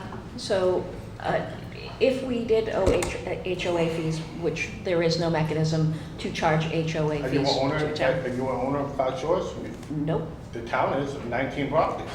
Yes, and they are in tax title, which is a process. It's not it's not like day one, we own the properties. It goes through land court and then it goes through all sorts of things. It takes years and years and years to go. So as we have become owners of them, that you just saw the first evidence of the two that we prioritized because they were the clearest way to be able to do it. And there's a process with the treasurer collector that she's working on, and that all of those properties will be up. And this has started back, years back now. Again, we haven't really been sending emails, but there have been plenty of phone calls in the past many years. So this has been going on for quite some time. I'm sure you know exactly how long you've owned those properties for, or the town has owned these properties. This is not a problem that just started this year. This is a problem that's been going on for years. And Clark Shores has been maintaining, mostly with volunteers, but cutting back debris of all these properties. Now, I think that when we asked for help from the town, we heard nothing back in response. When you're saying help, you're saying that you want the town to plow your roads? No, I did not say that, not one bit. I even said that we pay for our own plowing, we pay for our own salt, we pay for our own road work. What I'm asking is that the town takes care of their property that is growing out into the roads. Correct, and that's what I had just addressed with Melissa, I forgot your last name. Raposo. I had said that, just is that pathway. So is there something else that you're It's more than one alluding pathway. to? There's more than one pathway. And what I heard when you responded to it is that you felt that the town was not liable to pay for those repairs or pay for the HOA fees. No, I didn't say about the repairs. I did say about the HOA fees. I'm only one member of the board, but there is no mechanism that I know legally for an HOA to charge a municipality. Well, we did get payments, just like Melissa said, we did get payments. We plan on submitting those payments back. That is your prerogative. That's my prerogative. Thank you. Yep. So, as I had mentioned, Andrew will be looking into seeing what we can do and how quick we can do it on the overgrown properties that we actually are owning, and that we would take it out of any proceeds from selling that land, because most of it's just land at this point. It's not, there's no value in the buildings. And if there is any leftover value, we'll just use it for that to make sure that we are being good neighbors in Clark Shores, and that we're setting you up for not to have dangerous nuisances and all of the other issues. However, I don't know in what order we're working on that. I know Erica had a plan, and she had presented it in one of our meetings on in what order we would be putting them up, because you wouldn't want to put them all up at once, because then you would lower the value, obviously, of what we'd be getting. Also, we're making sure everything is clear and tidy before we can go and auction it off. There's many hoops for municipalities to jump through in order to get that done, and we are doing that. But there was a 10-year lull that properties were not taken in this town, and that we are 10 years behind. I understand, and we appreciate everything that you can do, but in the time being, we do have an issue with snow plowing. With the extensive overgrowth, we are in danger of losing another contract to snow plowing because of the overgrowth that's going throughout the neighborhood. We have been doing our best with volunteers and subbing out some of the work to contractors, cutting back some of the overgrowth, but so when you say overgrowth, are you talking of big trees, or are you just talking scrub brush? Trees, vines, everything and anything that are really choking out, like go down Fifth Avenue, you can barely make it down. It's only one-way traffic, and that's where the town of Lakeville owns a lot of their property. Oak Street, there's multiple spots in the neighborhood that it's overwhelming, and it's now a financial burden onto everyone into Clark Shores. I understand what you're saying. Thank you. Yeah. Thank you. Thank you. Any other members wish to speak? No, just to make sure everyone understands that you never said that you didn't think the town had a responsibility to pay those HOA fees. I think the understanding, my interpretation is it's attached to the exactly parcel. Right. They will get those fees upon, as long as they did a mechanics lien against it. right, once the sale Yep. the property is sold, they will recover those fees. Right? Yep, it wouldn't be coming from the town per se. It would be a mechanics fee against the property. And, Madam Chair, if I may, just so that I'm clear, your suggestion or your thought of looking into the properties that we own there, maybe clearing back some of that in order to maybe promote some of the other neighbors to do the same, but we will look into addressing the town-owned properties and their encroachment on the roads. Absolutely, because if we're causing an issue, we should definitely try to resolve what we can.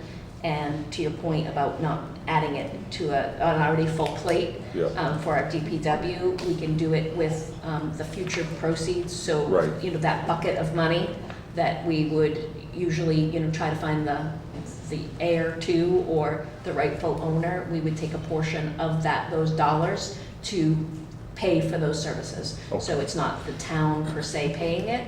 It is a rotating payment where we're taking care of those with a third-party service and getting it done. Okay. That's my thoughts. Thank you. Yes.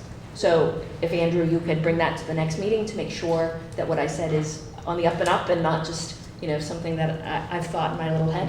No, it's definitely true. I just gotta do the research with Erica and a couple others to see what the best approach is on each individual property. Yeah, because we need to assess a value of the service for each one, so we're being fair, and not just doing a blanket over everyone and charging. So each one would need an assessment. You'd probably need Franklin's help on that. Correct. Yeah.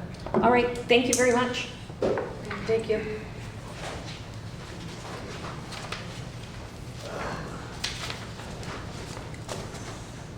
All right. Taking out of order, fall town meeting. Item number 6.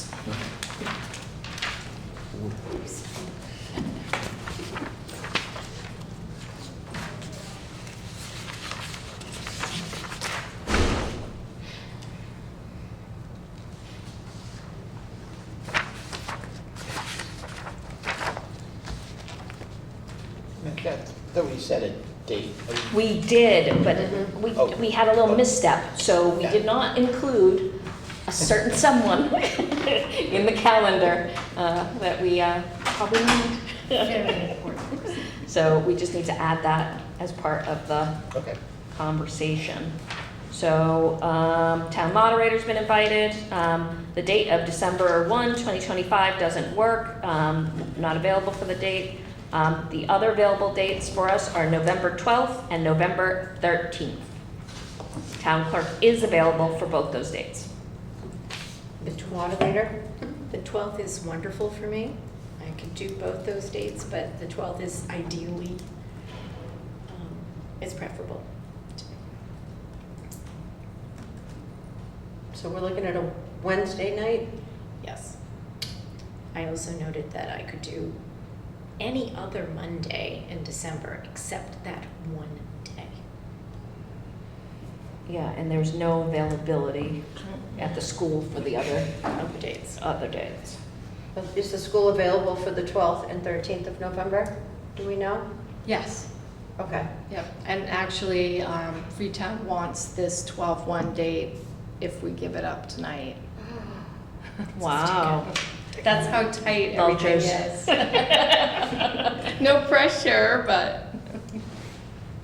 Either one of the 12th or the 13th would work for me, but looking at the calendar, everything has to shift backwards. Have you already done that?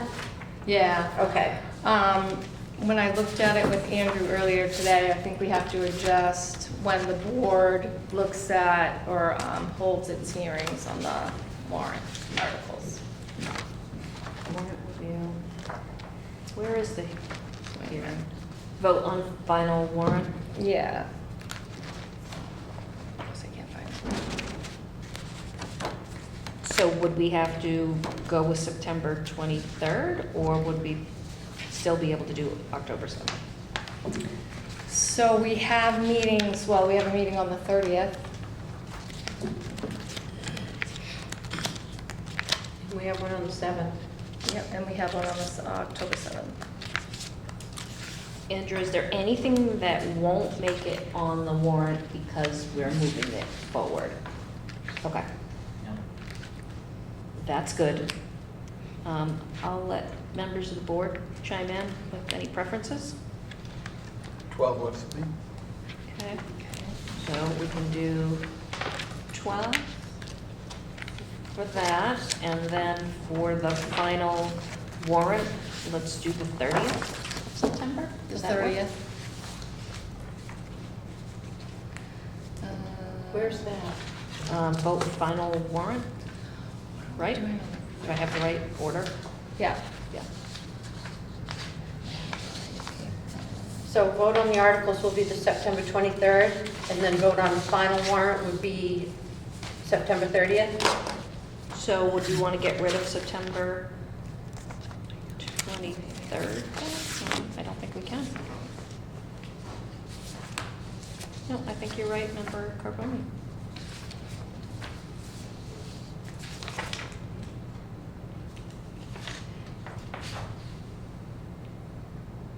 But then we would get rid of our regular meeting on October 7th. I'm looking at this, send the articles to town council for review is September 26th, and then we vote on the articles. So on the 23rd. We would have to move that. Yeah, we'd have to move that, Yeah. definitely.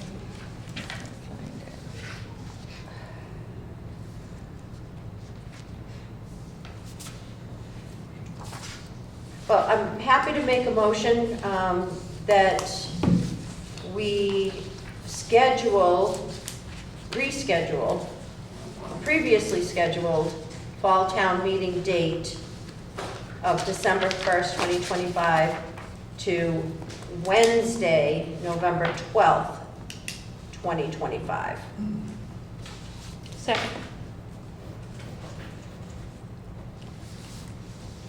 Any objections, any conversation? Nope. I will take. Roll call? Oh, Plug eye. Any roll. Carboni, aye? Hunt, aye. All right. And then instead of wasting, time on setting the schedule, we'll let We'll let it get fixed out and then we'll Yeah. vote on it. Yeah. All right. I agree. All right, perfect. Sorry to make you Thank sit you. through so Thank much. you so much. This is really only, agenda 6. Might be taking a nap later. Madam Chair? Yes. With that, I know you'll work on the dates, but we need to make sure that it gets out to all boards, committees, and commissions, as well as department heads. For their hearings. For their hearings, and when, because I don't know that, They'll have to move their hearings up. yeah, so just, I'd rather be very proactive in that That is a great point. communication piece. Thank you for the communications Oh, you're so club welcome. reminder. Quick discussion on the Cranberry Tri-Fest, agenda item number 5.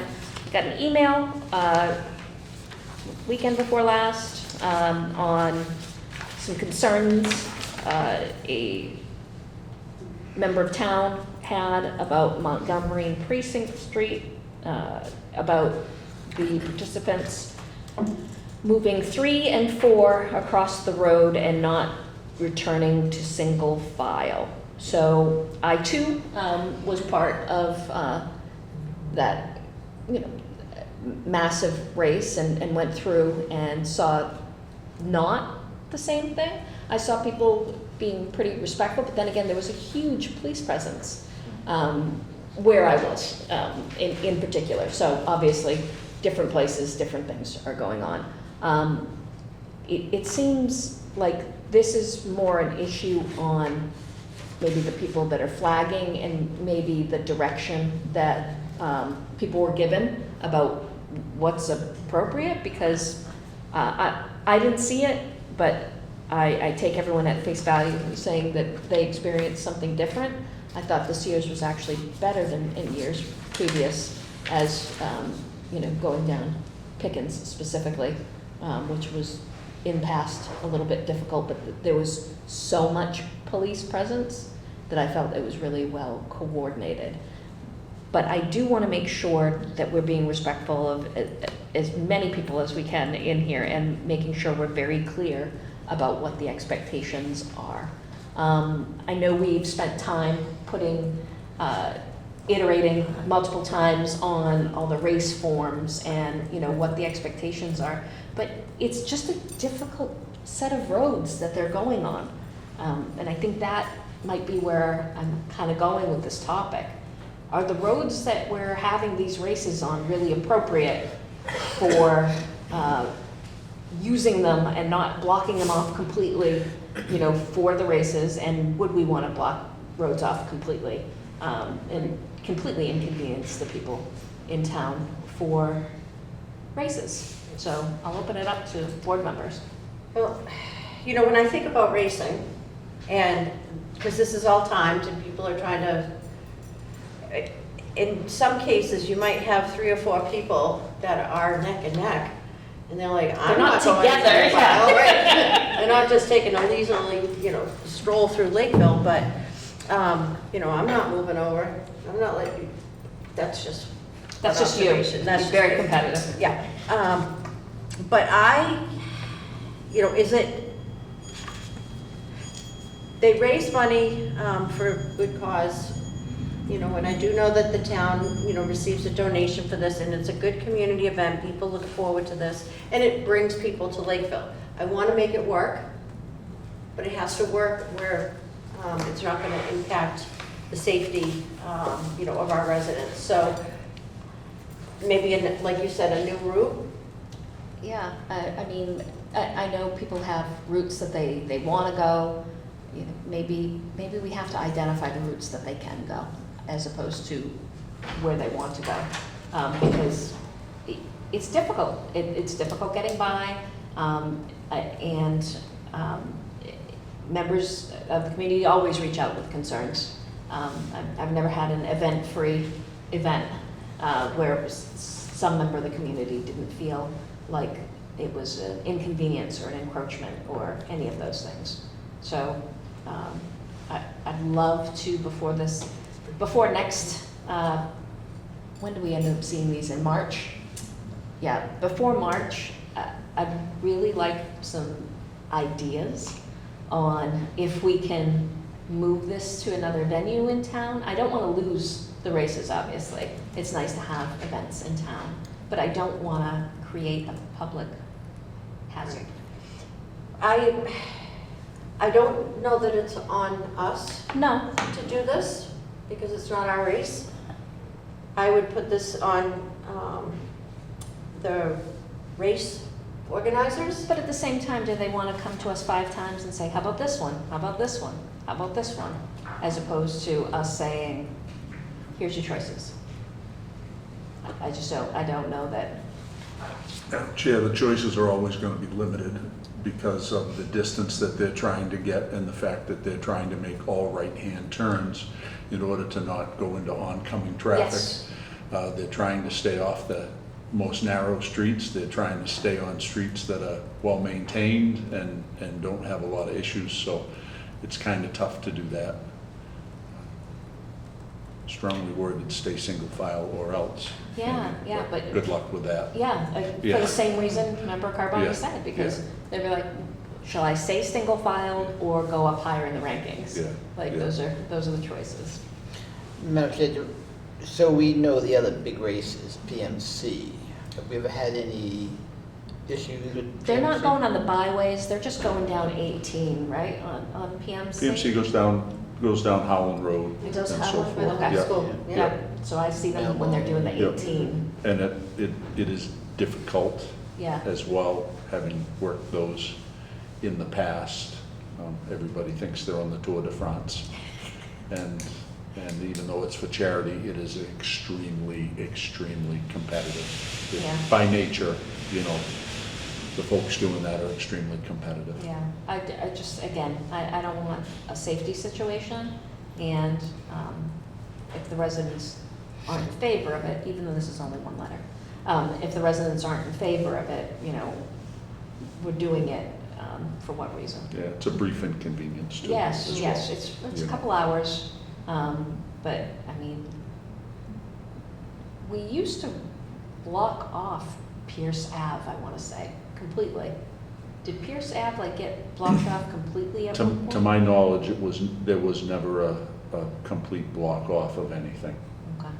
You know, we didn't shut down roads from travel. You can't. Yeah. I was gonna say, if I gotta be No, honest with you. Yeah, there's No no. through traffic, Yeah, I would there's no, say. yeah, there's no closed Yeah. course. No through traffic. But, all right. Just want to explore it. Should we solicit feedback from Chief Perkins? He gave us some good feedback the other year, and they really did do everything we asked for as far as the races, adding more police. They did. They absolutely did. So, I'm assuming Chief Perkins doesn't have any concerns. he did not express any, but we can ask again about this one because each race is its own entity, and we learn as each one goes through. And then maybe go back to the organizer, and what are your suggestions?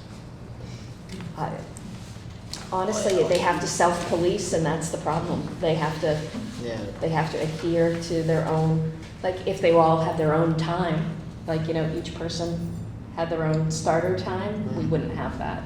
But if you're hitting the time where everyone starts at the same time, then it is. So if there was an individual clock that everyone's doing their own race, maybe, but probably not. Okay. I've got no good suggestions. I'm just waffling now. Doing a good job. Thank you, thank you. I'm a politician now. All right, agenda item number 5 is done. Agenda item number 7, this is our first ADU to come before the board, I believe, after the ADU law. Is that the second? First one they've asked for comments. Yeah, first one we've got comments on. So there was a question I had on this out and out. The property is connected to the Precinct Street water line. Did we already approve a connection? Is this an existing So it's connected. structure? We don't have any sort of water application signed. I think this is probably like prehistoric where it was done. Prehistoric. But they are definitely connected. We have a record of them getting water. So I would recommend the board in their comments, say that any future allocation needs to come to us, Yeah, and we can notify Taunton of that as well. it was just odd to see that Yeah, there. yeah. It might, it's, I think it's an old line, if I had to say, and maybe it just never came to us, and administrative mistake, I don't know. Paul, you're our local historian. But was there a house on that site at one point, or? I gotta do my local historian Google research.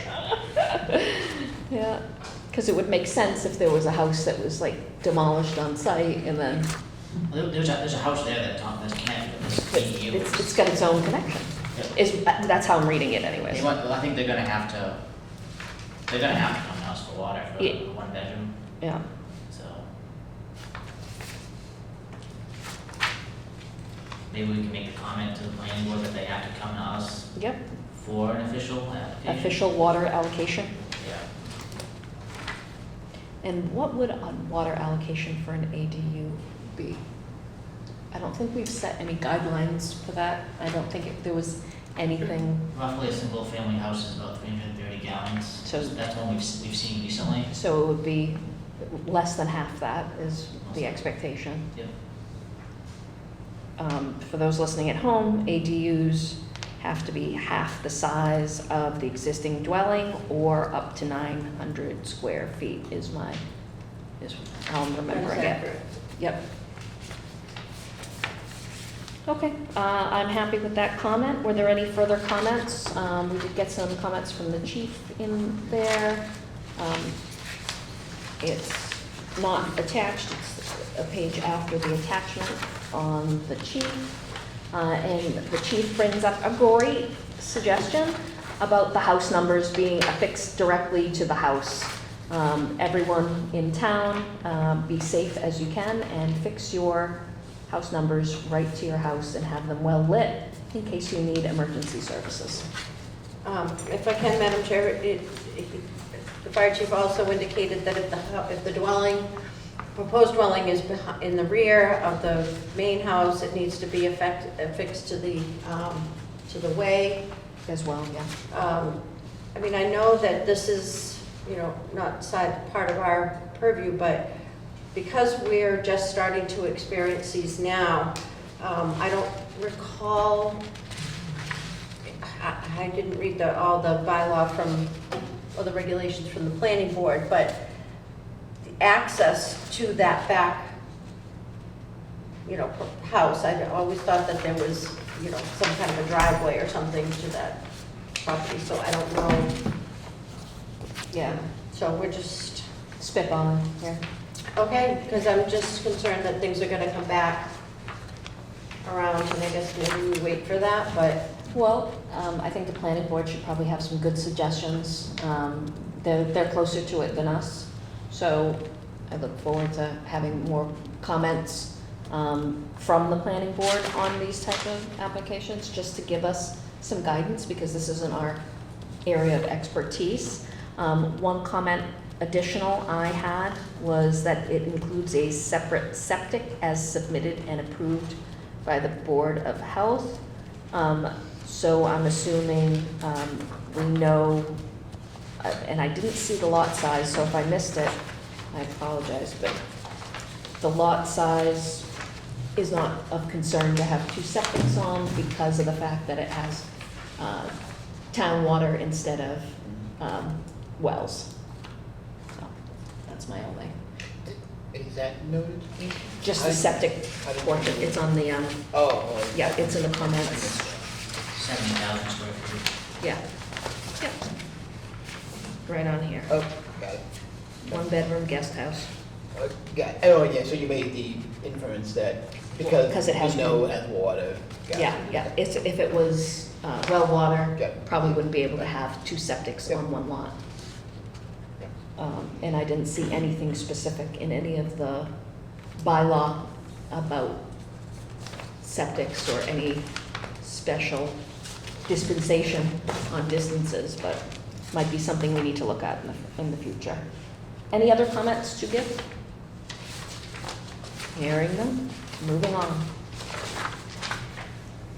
8, town council requests for RFPs. As everyone knows, we're trying to make sure we're doing our due diligence in all areas. And one of those areas is making sure that we go out for town council.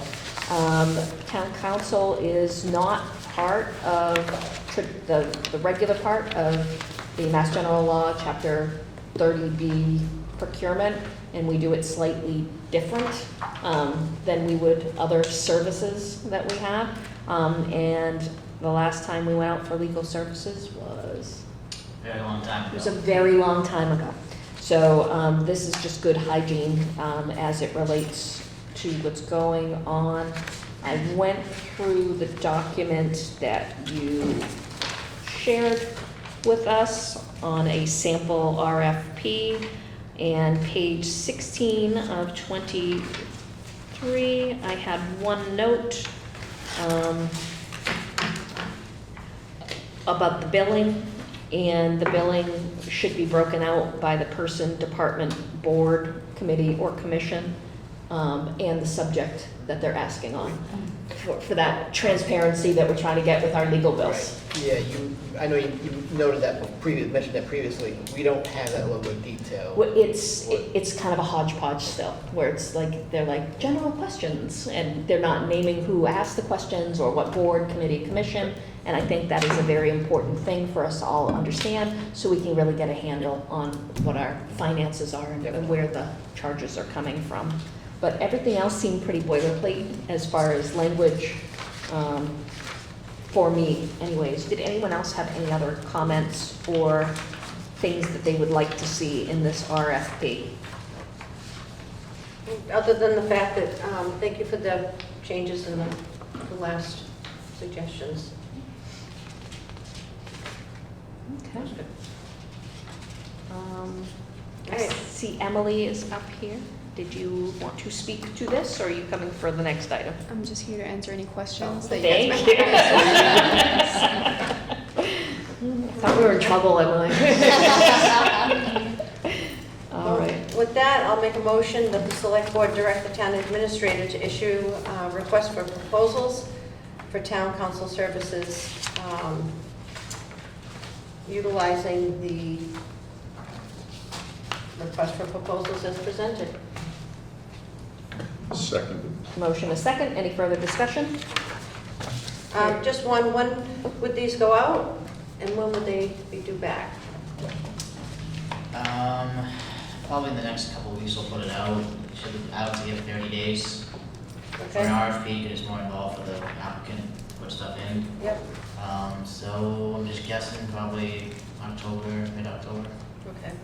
Fantastic, and I wouldn't recommend accepting it until after town meeting, or making any moves just for the fact that we don't want to do something midway. All right, motion and a second. Any further discussion? Roll call. Plug eye. Candida, aye. Carboni, aye. Hunt, aye. Fantastic. Item number 9, discuss and possible vote on bond bill related to Lakeville Hospital property. Anyone that's been around for a while knows that at one point, there was some support from the state for us to expend some infrastructure upgrades around the Lakeville Hospital. As you know, we can't give these funds to a private entity. This has to be a public works project, which is of benefit to the public.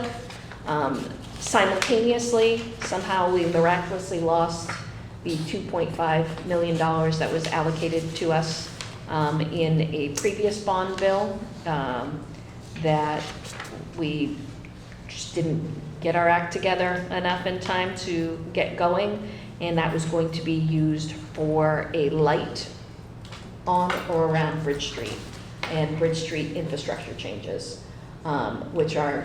How long ago was that? So we did our first study in 2019, and then they did another study in 2020 because they said 2019 was too long ago, even though we couldn't do anything during COVID. And then miraculously, when we wanted to use it last year, the funds were gone. Yes. no word until after we looked for them. So now we're getting $1 million back. So now we're trying to get $1 million for that project, and I'll let Andrew speak to the rest. Thanks. I think I'm missing the attachments. Basically, the first one was Jeremy Spittle, Chief Legislative Director for Senator Roberts, basically explaining what happened to the $2.5 million. Then the next letter was just like a formal letter that we have to submit to the Secretary Gorkowitz. He's the Executive Office of Administration and Finance Secretary. So the first part of the process is we need to decide what project we want to apply for the bond bill for. We would then send that request to Secretary Gorkowitz. He would basically say yes or no to that request. And then that fund would get released to us to then do that project.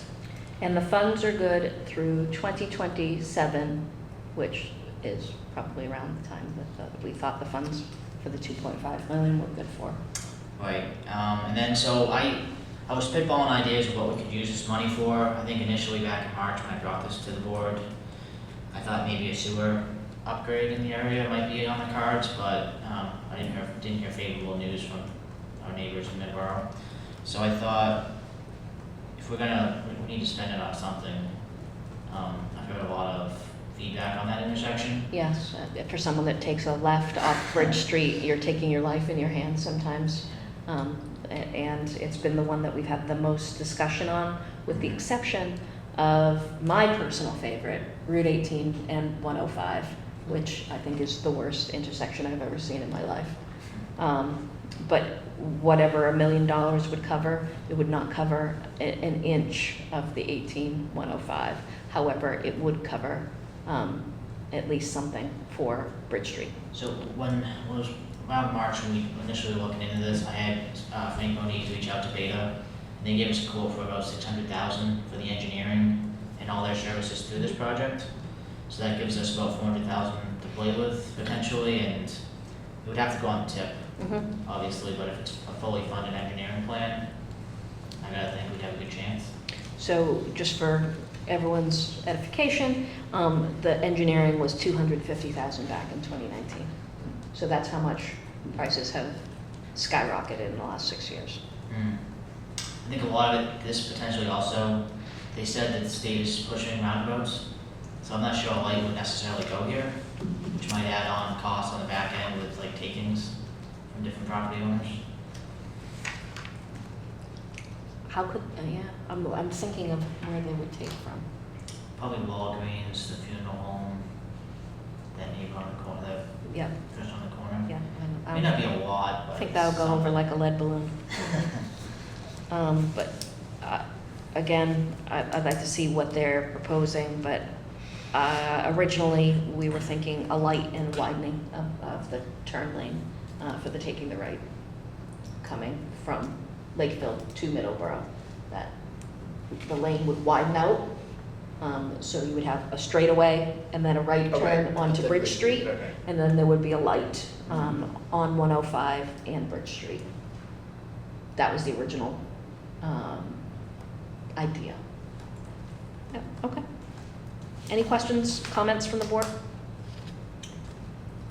Well, I'll make a motion that we direct the town administrator to submit a letter to the Executive Office of Administration and Finance regarding the bond bill authorization listed above, specifically for the intersection improvements at Bridge Street. Can I get a second? It's $1 million. Sorry.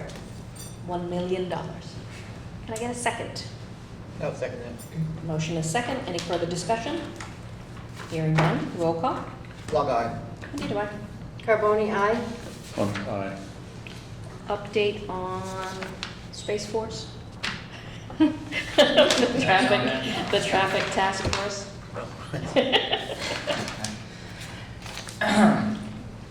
So, discussion in the past, I think when we initially talked about the task force back around the same time, I think in March, we had reached out to Chief Perkins for some accident details. It's kind of a similar process of Bridge Street. We would have to dedicate funding to engineering to then upgrade the site, which would probably have to go on the tip. as well.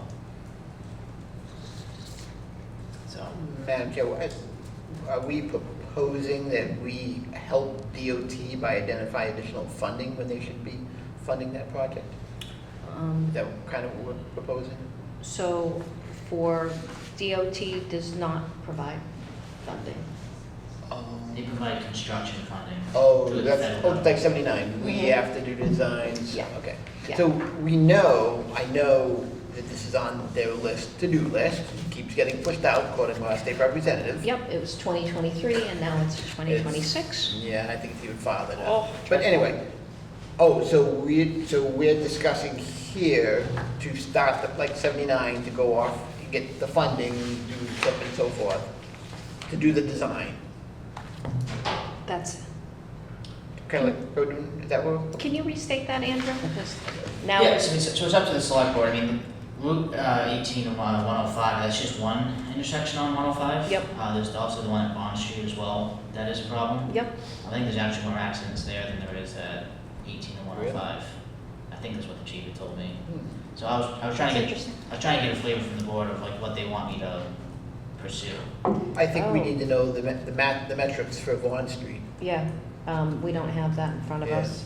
Whatever's worse, for I Bond think, Street. would be the priority. And, well, whatever's worse, and then we gotta balance it on what's traveled more too, because there's, impact, as what's going. But I think that ties right into what I had mentioned a couple months ago, and that would be having a comprehensive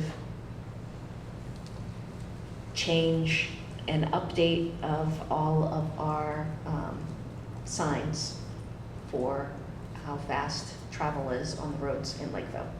We want to do a town-wide review of, has that been discussed previously? So we had it on a bond bill, and it got cut from a bond bill in 2019. To pay for funding to do that study? Yeah, and it was 75,000 at the time, and that included the signs. I mean, it's Really? not, That's not much. yeah, so it's probably 800,000.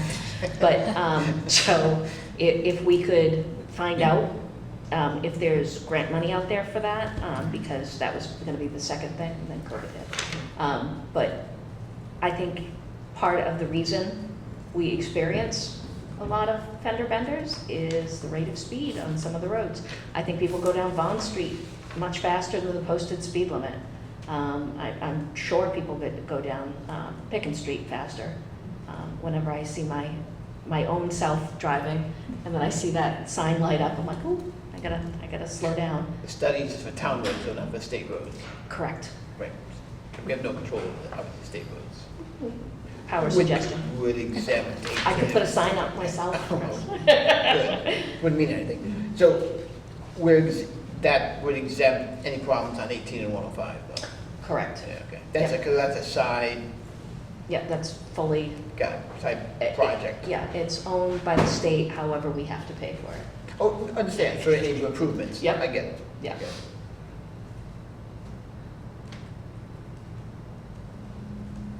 So what I can do is reach out to engineering firms to see what it would cost to do like that initial 25% design on some of these intersections, just to get a cost basis of what we're looking at. Yeah, I think it's good to know what we're dealing with.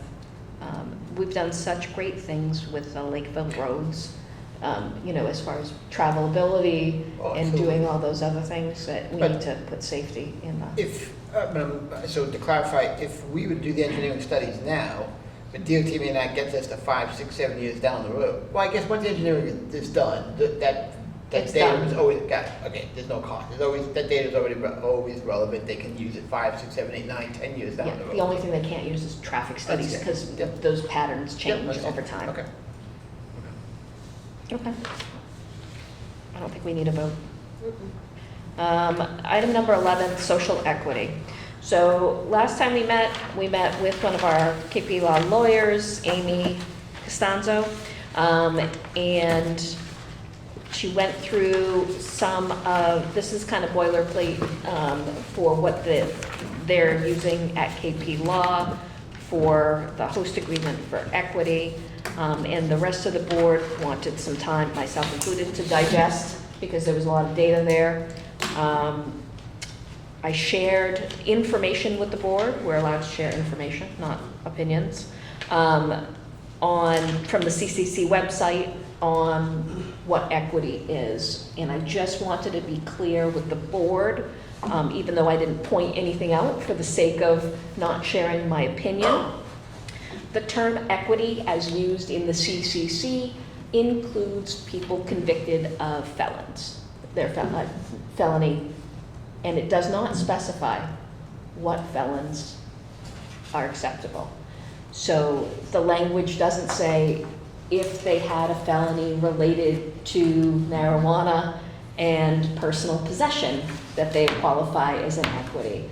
So the way it's written in my estimation is anyone that's a felon that has a marijuana issue, doesn't matter what their other felonies could be, would be part and parcel of this equity. So I reached out to a couple people from other towns and asked if they had the same questions. And they did, and that's why they haven't adopted it yet, because they had those type of questions. But my thought was that on the equity portion where we define what equity is, that we narrowly define what equity is in order to better control what our definition is of equity, and that would be my suggestion. Yep.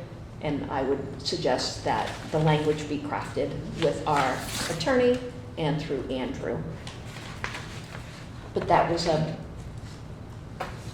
big red flag for me, how open that was to interpretation and how broadly cast the language was. Especially seeing as if they are an equity partner, they get an automatic 25 points. It really puts it into their favor. So Madam Chair, on page 11, it's got that equity definition. And that I would say. Oh, I see it. The applicant or pre-verified individual entity has a prior marijuana-related criminal offense or conviction. Yep, but we'd probably want to have something that says what type of marijuana, like if they're trafficking 500,000 pounds of marijuana, maybe not so much, but if personal use, yes, they're for an equity person. If they have other felonies, it doesn't say anything about precluding anyone that has additional felonies on there. The language is just not really very. Agreed. It's not what I would expect. So just clarification that this, where it states, has a prior marijuana-related criminal offense or conviction, that it'd be a personal use like it conviction. trumps, Yeah. it trumps, any other felony. Yeah, that we're not looking. Because that's, if another felony. They should be precluded if they had any other felonies. Right, I just want to make sure that that is implied. Yeah. Yeah, because the language just isn't there. Am I interpreting this correctly? If they have a prior marijuana-related criminal offense, they get 25 points? Yep. Yes.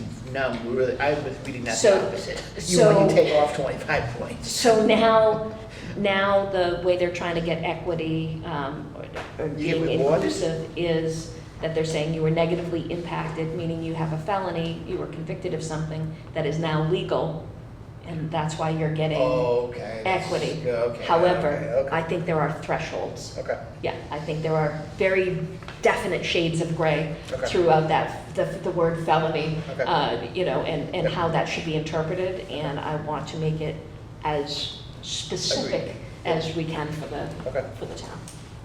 Okay. And is it tonight, or are we going to? Well, we can vote it and then have Andrew, make it subject to agreeable okay. language from town council and Andrew. Emily and I's thought was to do a second reading tonight. Okay. Get more feedback All right. and then reach out to council and then come back on the 16th for a final vote. Do we need to reach out to the state as well to let them know? Because we are out of Yeah. compliance right now, so I would recommend a call to the state in the morning as well. Yeah, I can let Emily explain that point. If I could, I did submit a response to the state last week, letting them know that we're actively working on reviewing this and coming into compliance. So you didn't give them a date to be, a date certain, you didn't say? Not they'll be voting certain, at this no, meeting? like that Perfect. we're reviewing it now, but. We made the website adjustments that they kind of request to. Okay. So we're starting to make the website that we have to do, so that's gonna be an ongoing project. All right. Was there anything else in language that members were concerned with? Just, I mean, going through town council's comments and questions, if we can go to page 3, where it says here, does the town want to include this? And that would be consider waiving or reducing fees. My first response is no. Hell no. I concur with Okay. member Cumberland on that. We don't do that for any other Yeah. type of permitting fees in this community. Okay. And then below that, the commented 83, where it says, please confirm that it will be the town administrator undertaking the initial review. I would like to say I would confirm that for myself. I'm fine with that. I concur. And then please confirm that the town would like input from these departments. You know what, I'm actually fine with that. At first, I think when I did the first reading, I was like, oh, well, they've got to go through it anyways with the special permit.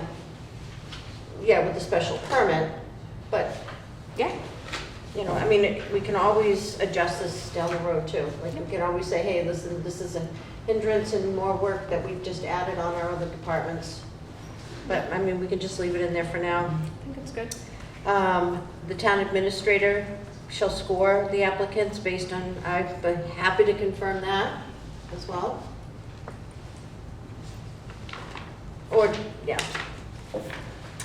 And then on page 4, does the town want the HCA to be non-transferable? Yes, Yes. I do not want it to be transferable. And I didn't think they did that anyways. Like, they would have to go and have a new HCA each time they changed owners or names, right? No, I think it's, I'm trying to go back in my memory. Because I'm trying to bank, think, and Bud's country provisions comes to mind. When they changed things a few times, they had to come back each time. It's been so long. So, I mean, at least we can say we don't Yes, it want it requires, to be. it requires the prior written. Yep, on page 5, it says, this can, of course, be modified based. Oh, hold on. So we concur that it's non-transferable? Correct, yes. Okay.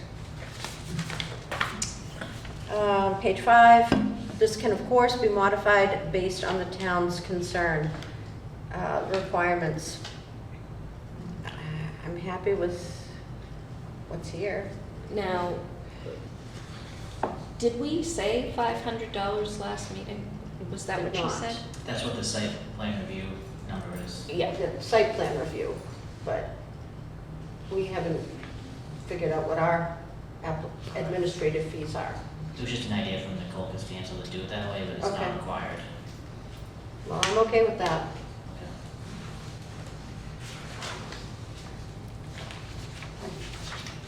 So we're gonna add the 500 there?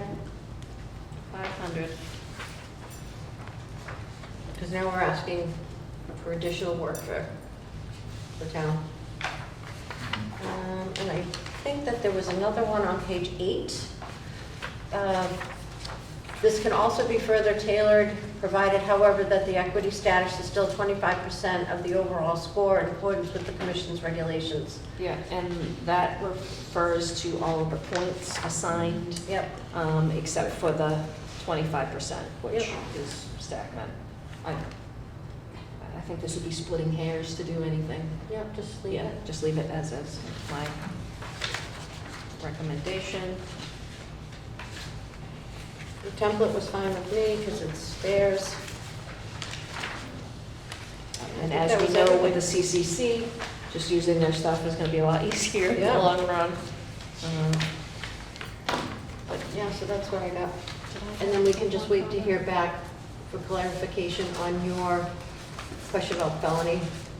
Yes, that would be helpful.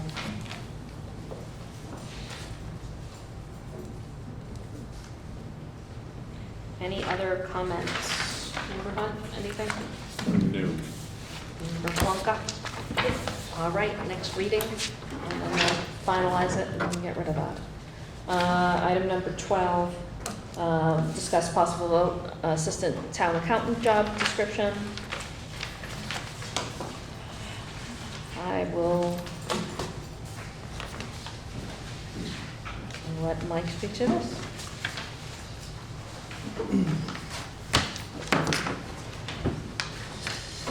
And was there an updated job description that was? I emailed it. It should be in your packet as well, though. Oh, okay. Which one is it? There's It two. should be the one that highlights, it should say assistant town accountant. Highlights come out on white paper? Yeah. I think it's the one you're looking at now. Okay. Is it in our packet?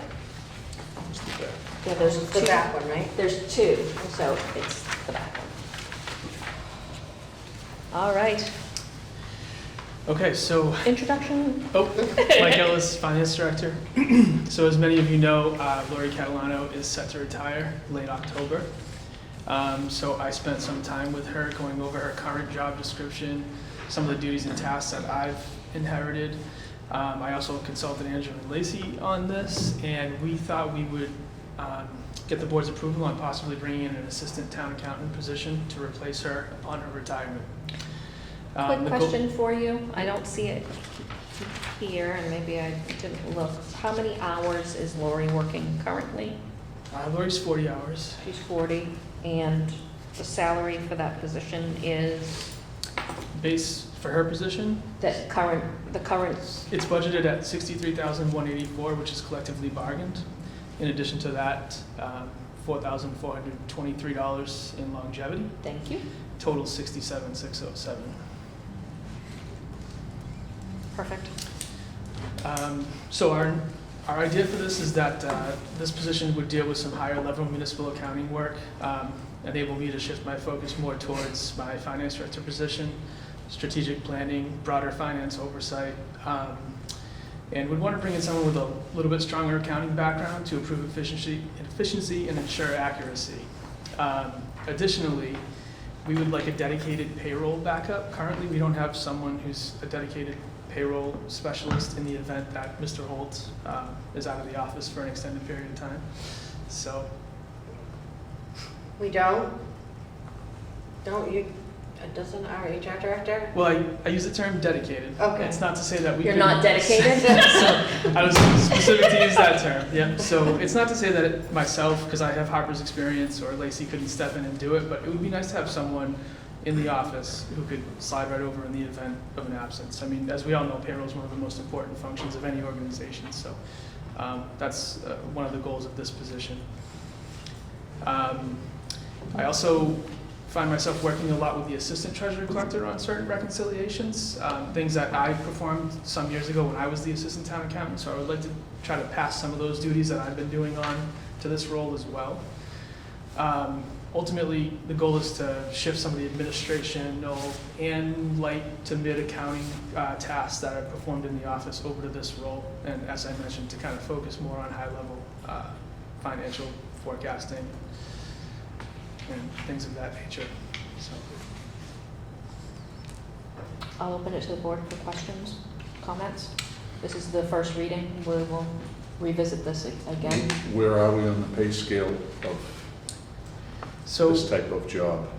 We all agreed that somewhere between 62 and 72,000 would be market rate for something like this. And as mentioned, we have 67,607 budgeted, so we're kind of right in the middle there.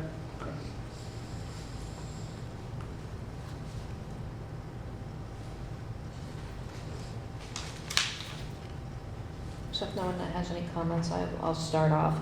My expectations were when we moved from having a contracted town accountant and then having you here 5 days a week as opposed to like the 2 days that we would have Todd's services. that we would actually move down to a part-time person for this role. So this is different than what I was expecting as far as that. I'm understanding where you're saying redundancy for payroll and you're looking to have some higher level functions. But I'd really love a breakdown on where your time is spent now and where it would be spent, because you gave me a good glimpse, but because my expectations were different, I'm having a tough time visualizing where those extra hours would be spent. Yeah, do you want a verbal now, or? I would love a verbal breakdown. I think just in general, I looked at Andrew on this. I think I'm pulled into just more meetings than Todd was. I don't think Todd was part of a lot of the day-to-day meetings, reuse committee, infrastructure team, things like that Andrew has established. I also sat with Lori last week and again this morning, and she had mentioned how before, when Todd was only there one day a week, it was her kind of, can you run me a budget report? Can you print this? Can you tell me this? Can you create a new account number? Now that's defaulted over to me since I've been there. I've established some new processes, or would like to establish some new processes. Certain things that were reconciled quarterly, I'd like to see sped up and reconciled monthly. I think just leaving the 3-month lag time on certain things is just too much, especially some of the state reporting requirements at fiscal year end. So I'd like to just kind of tighten things up a little bit, make them more monthly, or some things that are semi-annually, quarterly. So that's ultimately my goal. I know the board had mentioned financial forecasting is something that I'd like to see, 5-year plans, 10-year plans. I'd like to get more involved in that. So this is helpful context because, again, expectations. Yeah. I mean, it hasn't been a year yet for me, but what I've seen is a lot of my time gets bogged down with some administrative, light accounting work, and I think that if we hire someone who's younger and eager to learn municipal accounting, I could delegate some of those tasks over. More junior. Was that more junior? And learn the field. Yes. Yeah. Okay. Any questions? And I think one of the things when you were coming on board was keeping better track of contracts that come through our town. I would love to see. I know that was through, Andrew's facilitation, try to make sure that we had the time frame of when contracts would be expiring, so that we never ran into a situation where it's like, well, you were out of contract, so it doesn't really, can't enforce it. Yeah, right now Lori keeps track of a lot of the contracts. After I sign and review and Andrew signs and review, she scans them in and things like that. But you're right, I think we want to establish a master list of what's expiring, what we have for 3 years, because you don't want to run too tight and run into a situation where a contract's expired, but you're still paying vendors, or vendors aren't responding. And that's where, especially if a contract is up for renegotiation, and I'm not just saying,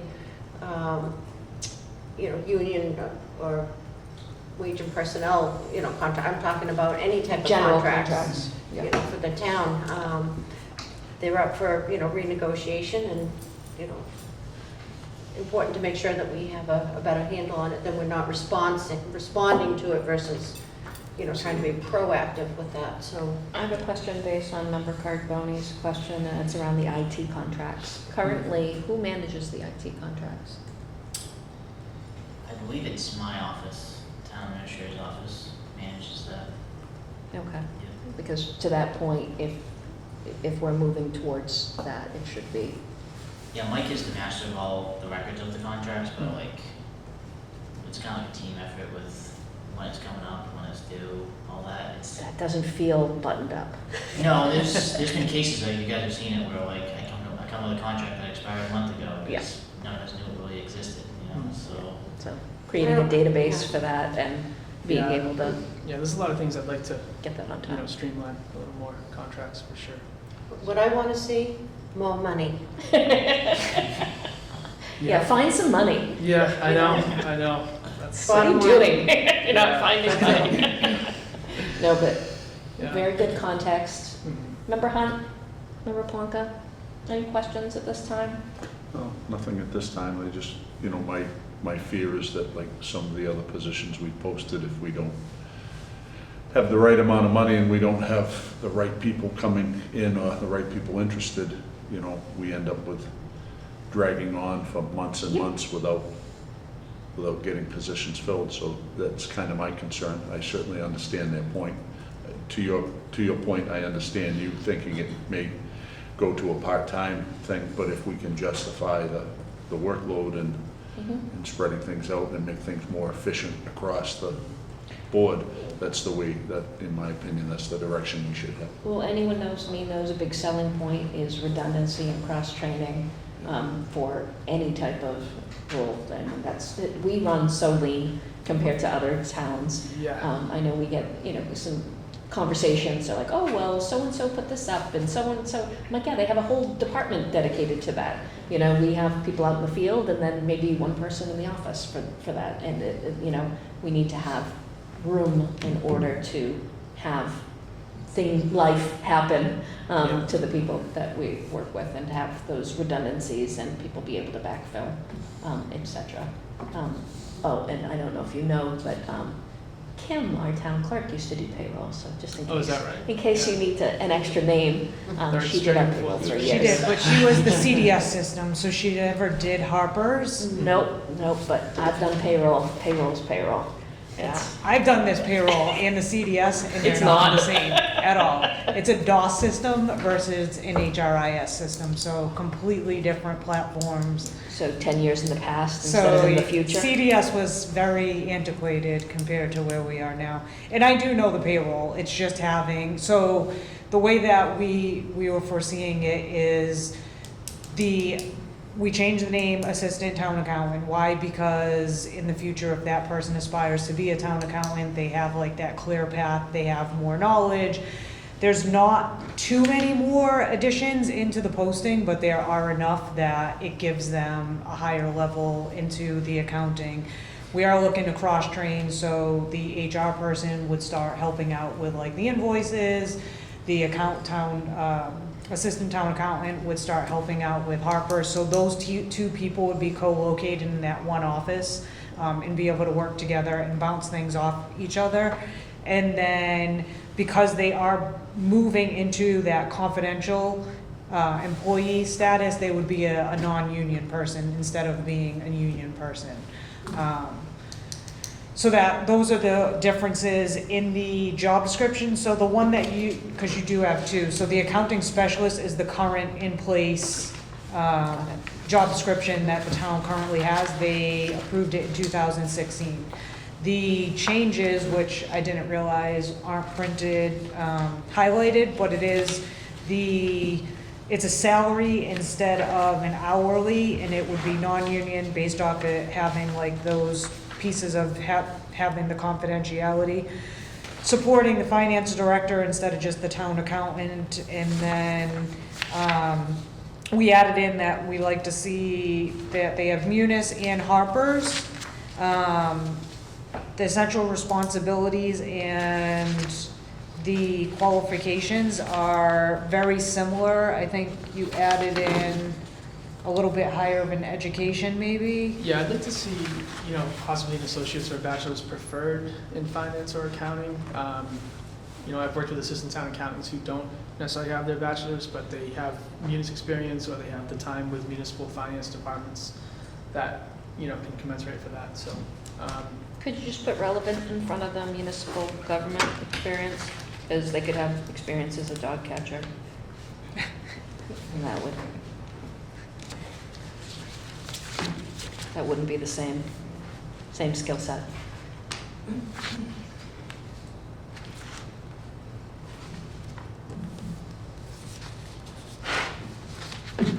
No, I appreciate all the work that went into this. Now I'll be able to go back and look at it after we've had all of our comments, so. Yep. I'd like to hear what everybody else has to say too. It's all good. Thank you. Thank you. Thank you. I don't want to stay for myself. Wow, a whole nother page. Gosh, a whole nother page. All right. Thank you for hanging out with us for the next hour. Yes. Introduction to policy, second reading. Did anyone have anything else to add to policy 100? Nope, and I thank you for making the dates on that. Perfect, and the same thing applies. If we have any ministerial corrections, we'll just hand them to you. If it changes something substantially, we'll do it here in live time. All right, so do we want to vote on policy 100 of the introduction policy? I don't know why that keeps stymieing me, but the introduction Right, I know. policy. Well, I'll make a motion that we adopt the introduction, well, we'll still call it the Select Board Wage and Personnel Introduction Policy, numbered 100, as presented. I have a motion. Do I have a second? Seconded. Motion and a second. Any further discussion? Hearing none, roll call. Plug eye. Candido, aye. Carboni, aye. Hunt, aye. One down. Definition policy, second viewing. So the change that I made to this was based off of the part-time town planner, where we talk about Thank you. part-time Yeah. benefit eligible versus non-benefit, so it would be the under, 25. it would be, yes, let's see. It's under full-time employment, I believe, on page 1. So full-time is 30 hours or more, there was no changes to that, Yeah. that's the town's current policy. Part-time benefit eligible would be the 25 hours up to 30, which would mean that they would get the prorated time off benefits. We had taken out any other ones. And then part-time non-benefit hired for fewer than 25 hours per week, and they are ineligible for any benefits or paid leaves. Those were the changes that we had spoke about. I didn't have any further notes on that. So I'll make a motion that we adopt the, Select Board and Wage and Personnel Definition Policy number 101. Seconded. Motion and a second. Any further discussion? Hearing no, roll call. Plug eye. Candido, aye. Carboni, aye. Hunt, aye. All right. Item number 102, hiring policy. Copy of the current handbook. Verbiage is included. The policy update is provided. It's more efficient, streamlined, and hiring procedures with internal, external positioning online. I think I have... Oh, I had a couple comments. Under 4, section 4, third paragraph, department heads, and then boards, committees, commissions I would add in, because there are instances where people report to boards, committees, and commissions, and I want to make clear that anyone that works for the town of Lakeville, even if they're hired by like the Parks Commission, that they go through all the same steps. Where are you? Oh, hiring policy 102, did I skip over something? Policy 102. Okay. And then section 4. All right, I thought we were on general conditions of employment. Oh, I'm sorry, did I skip over something? No, I don't know where that one fits in now.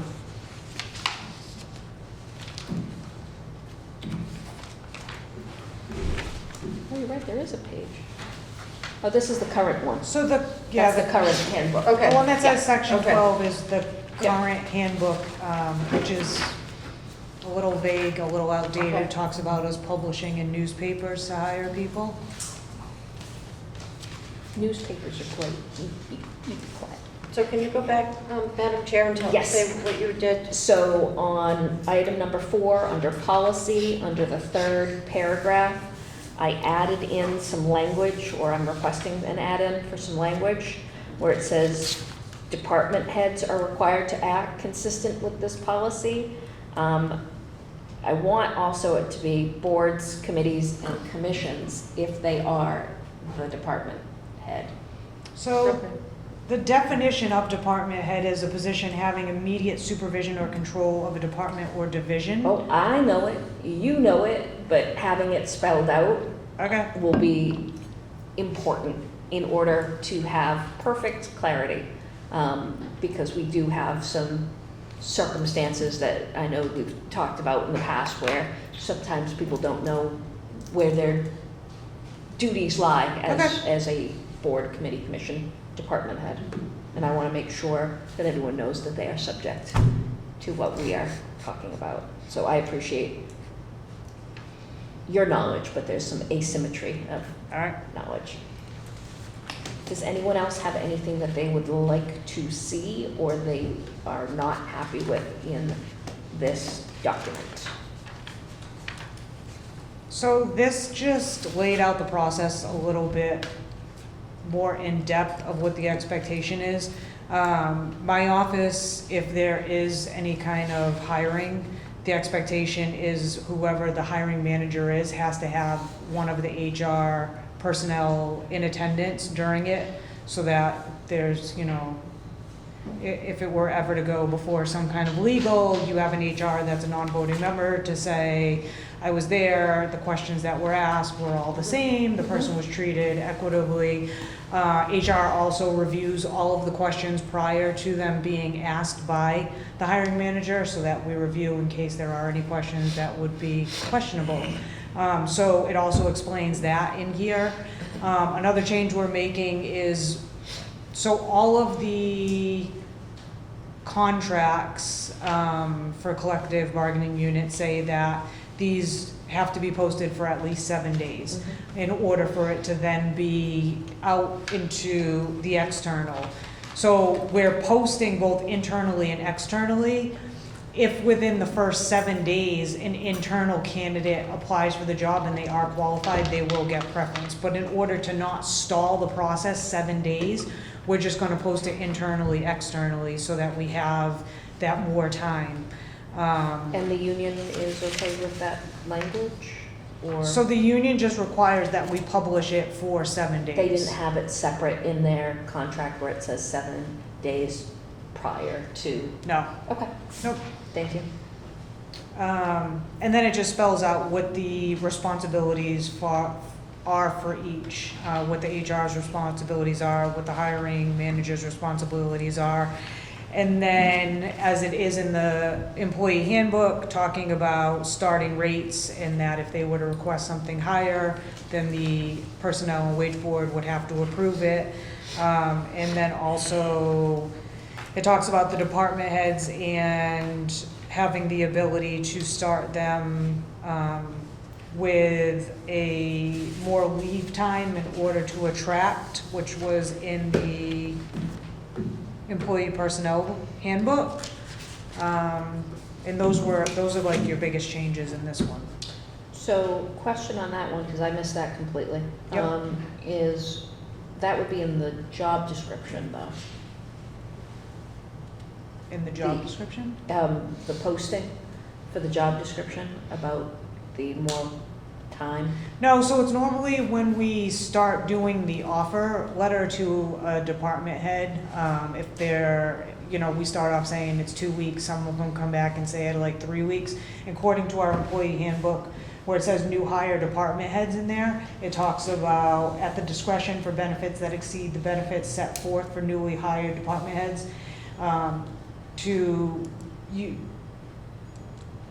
where it is determined that a provision of additional or greater benefits is necessary to secure the employment of a particular individual should be exercised due to consideration of the fiscal and budgetary constraints. So I just added it in here, and it allows the department head. I gotcha. Yeah. Andrew, I have a question for you. When we're posting a job and we post it and then we change the conditions of the job, do we have to repost it? I don't believe so. Okay, so if we, because I know with a contract you don't have to, because you're negotiating the contract. However, with a position that allows for negotiation that's not a contract position for municipality, I thought you had to make that available. So to other leave conditions people. aren't in our job descriptions. Vacation's not in the job description? No. never.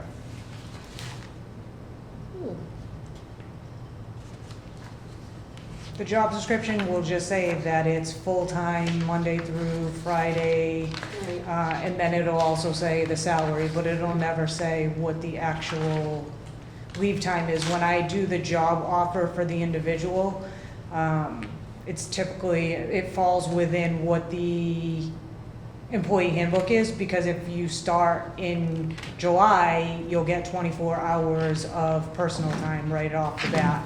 However, if you start in September, it's prorated, so we end up deducting 2 months' time. So there's never in the job description where it'll say how much vacation or anything they get. That's the offer letter. Right. Thank you for the clarification. I know we had talked about that if the vacation time were more than what we had in the personnel handbook, that it was going to be tied more toward, I think, municipal experience. I mean, we talked about that, I don't right? think we buttoned anything down. I Yeah. think we had a couple conversations about when it's appropriate to add more vacation time, but I don't think we came up with a formula of, you know, if this person has 5 years, they should, you know, get more vacation time than someone that is a novice or something like that. But I think that's probably a good conversation to have as a guideline, like, but I don't have it in my head right now what that should be. I don't either.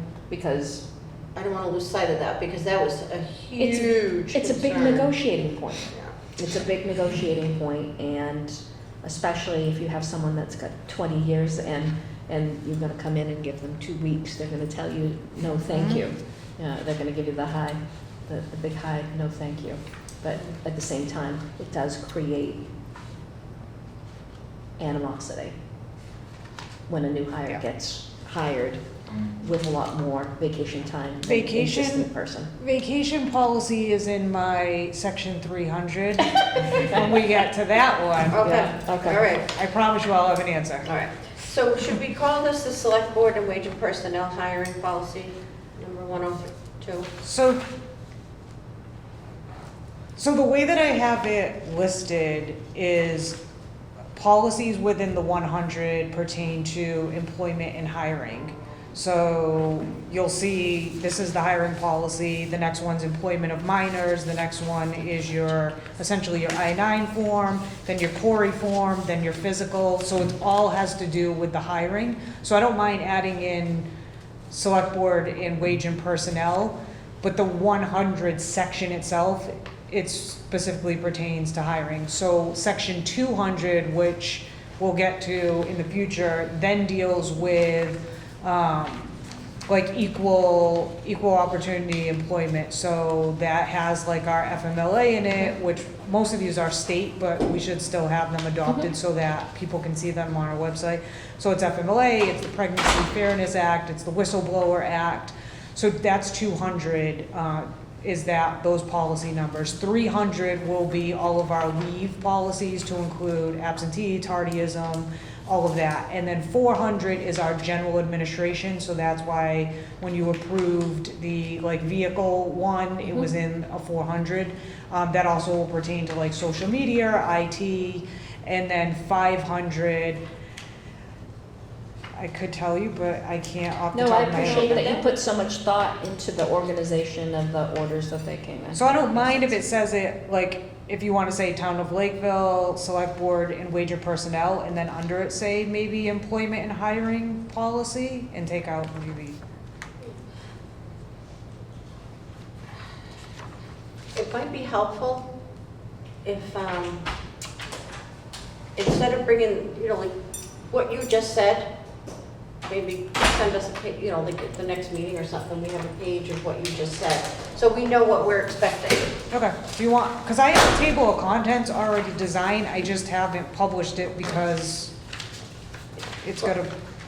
All right, because I mean, now I understand what you're trying to say, so I want, if the 100s were your focus for this, it would have been nice to have that, and then, so I'm not questioning the titles here, because they should be all the same, if, you know, Series 100, it's just like on the accounting. He's paying attention, he's looking. Because we know that like, the section 1000s are for this and 2000s for this, so. Does anyone, do you have anything else on this? Does anyone want to vote on this tonight, or would they like the second reading? Second reading? Mhm. Second reading it is. We will have the second reading and vote for next meeting. 103, 103, employment of minors. This is a state law. yeah, this is just a copy This is of literally the state Yeah. law. Yep. I update it as the state provides more guidance. We hang this, so right now, we print in each of our buildings, we have it, but it has all of the state and federal regulations that we have to have up. This will just provide us an additional way to put it on the website as one of our own policies. I didn't see anything out of here that wasn't like pretty much verbatim. And then at the bottom where it says reference employee work permit for minor, and it's underlined, it's actually a link that if a person's in there, they can click directly on that link and it'll Look at link. you. So. We're heading into the big leagues finally. Well, that one, because this is all legally easier on this one, but I'll make a motion that we approve the, where is it? 103.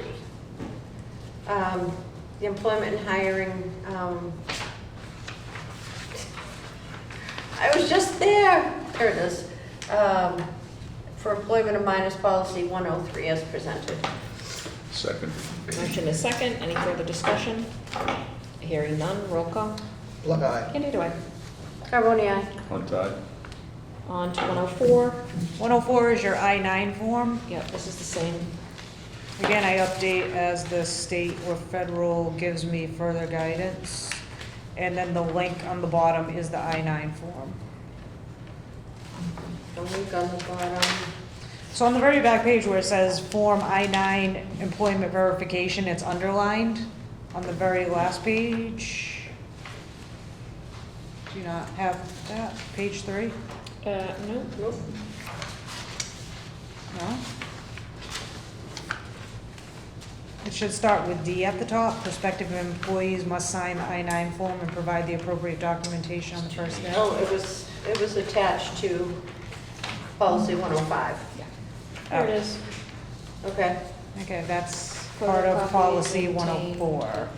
And there's the link. Got it. All right, well then I'll make a motion that we approve the employment and hiring,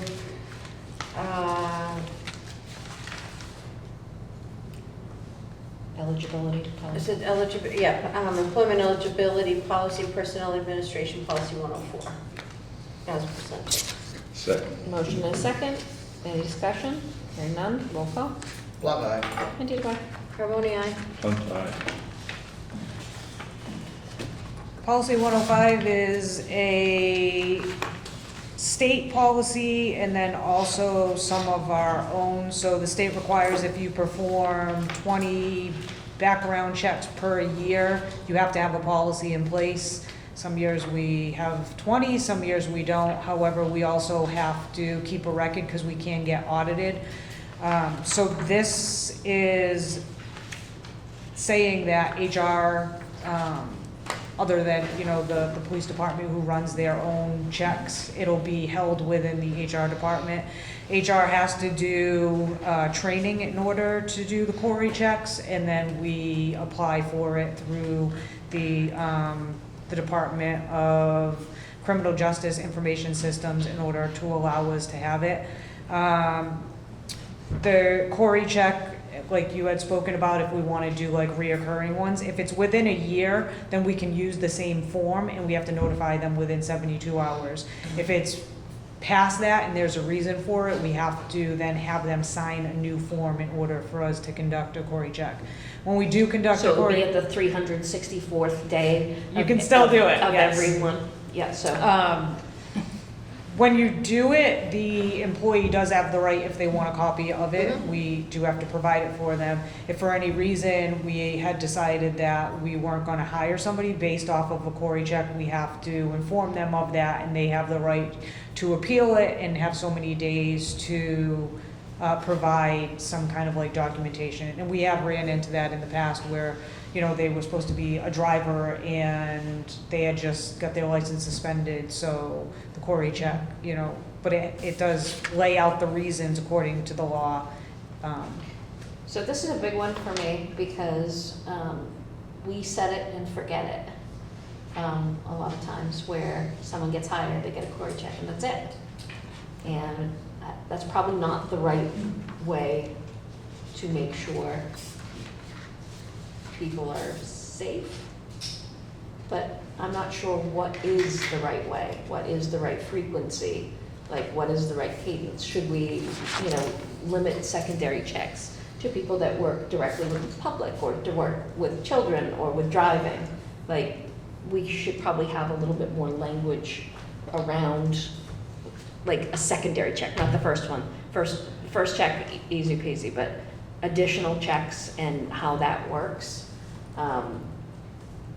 It doesn't need to be part of this because this is part of the hiring, but there should be another step we're taking to make sure that we're not having someone, you know, drive a COA van that's lost their license, or, you know, someone that's volunteering and working in the parks with kids that shouldn't be working with kids. In a lot of times people figure that out way too late, that they should have had something in place. And I don't wanna be that board that finds out too late that we should have had something in place. So if other towns have something where they do a frequency or anything like that, if you could bring that as part of the next rounds. Obviously this one's good to go as is because it's pretty boilerplate, but I really do wanna see, you know, and any costs also, we'd like to know. Yeah, so queries don't cost us anything. When we hire somebody on, we also do a Safer Places. Query is only for Massachusetts, Safer Places is for the entire country, and it's approximately at $11 per person. And that's what the cost is for us. And I think things like that are reasonable risks. But, you know, and I know some of the positions, they're bonded, so they get checked out all the time. There's safety things, precautions in place, but there's the in-between, which is a big concern, but I don't have any concerns with this as written. Madam Chair? Yes. Does this apply to appointed and elected? It does not, but, yeah, we don't have any policies on that, but we probably should. Prospective, current employees. But we can't do anything about it is the problem. Well, we could for appointed. So if we had an issue with an appointed official, yeah, we could. Elected, you can't do anything unless you're very smart, like the people in Stoughton who had someone that was had committed some crimes against children that was on one of their boards, and their very smart chair decided to have all meetings at school so they couldn't attend. But yes, there's no restrictions. But should we appoint? It wouldn't be in the hiring policy, but, that's right. but it would be, there's room for it. Especially if. Policy person? Yeah, policy person. Do we need another policy? We love a policy. We need a policy for appointed officials? Probably for ones working with kids. Yeah. So what are you saying, that they're not gonna be appointed then? Can you do that? Yeah, do you think we stick with this? We can stick with that for sure, but. I'll look into the other one. Yeah, we can absolutely have this as another discussion, because again, safety. Okay. It's for the kids. All right, well, I will make a motion that we approve the employment and hiring criminal offender record information for a policy number 105, as presented. Second. Motion is second. Any further discussion? Hearing none, roll call. Plug eye. What do I? Carboni, aye. Hunt, aye. 106. And I do not have that one. It's on the very It's on the back? back. Okay. It's only a one. Everyone's using good use of Yeah. paper. I love it. 106, so this is something that the select board had voted on Yes. in March 14th, I believe. It essentially changed it where we were sending every single person for a physical to now only the people that really require it to save the town some money. So all DOT are required, fire, police are required, and then people in the union that require physical labor also are required to do the physical.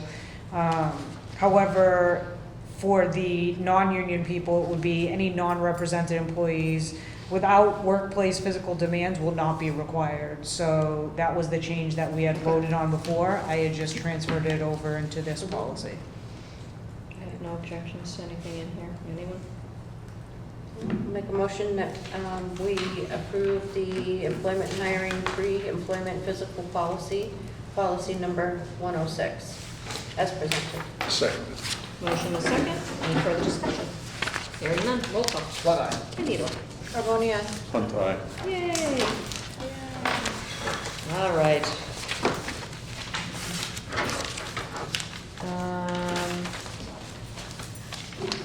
We didn't have a sheet for 14, or do we? I didn't see it It in was there. in the supplemental. Oh. Thank you. Ways to improve. I'm gonna switch this over to member Carboni as a member of our communications subcommittee. I don't know where. You don't want it? No, I don't know where. Here, I will share. Oh, I have that, okay. I thought there was something else with this. It's in the supplemental.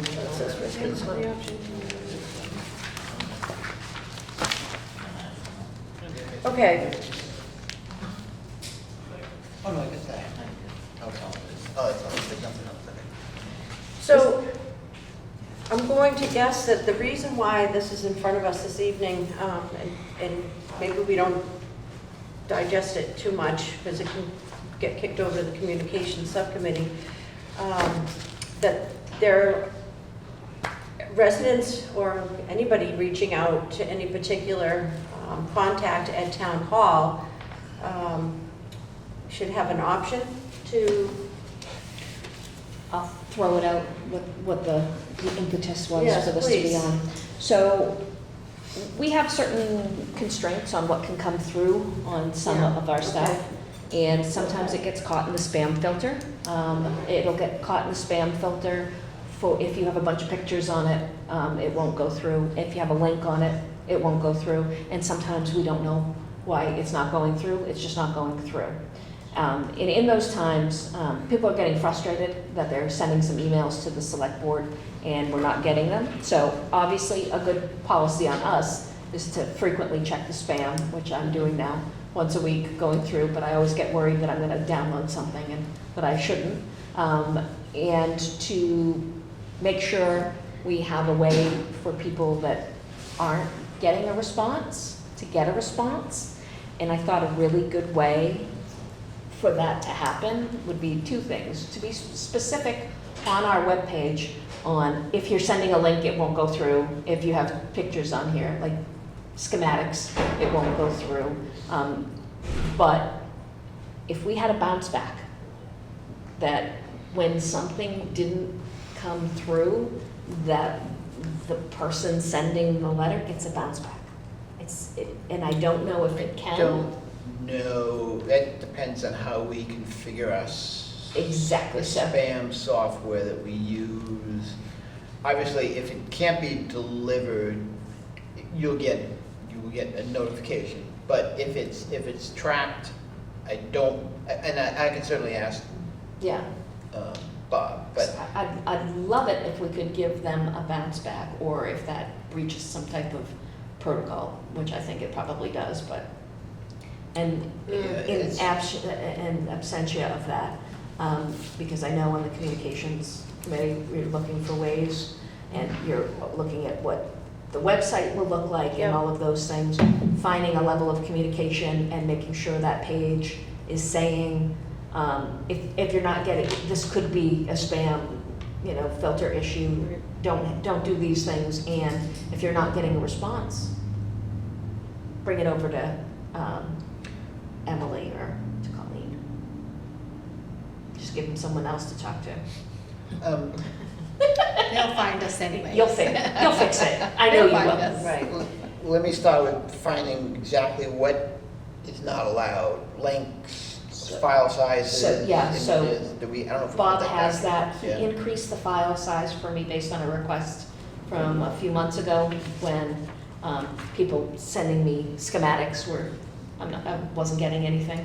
And then someone had sent me a link, which I'm not opposed to that being blocked because obviously that's a great hiding spot for malware and phishing and all that. But because this is not a company, because we are a municipality, I think it is our duty to try to be better than just a regular company and be better at informing our residents that we didn't get their communication.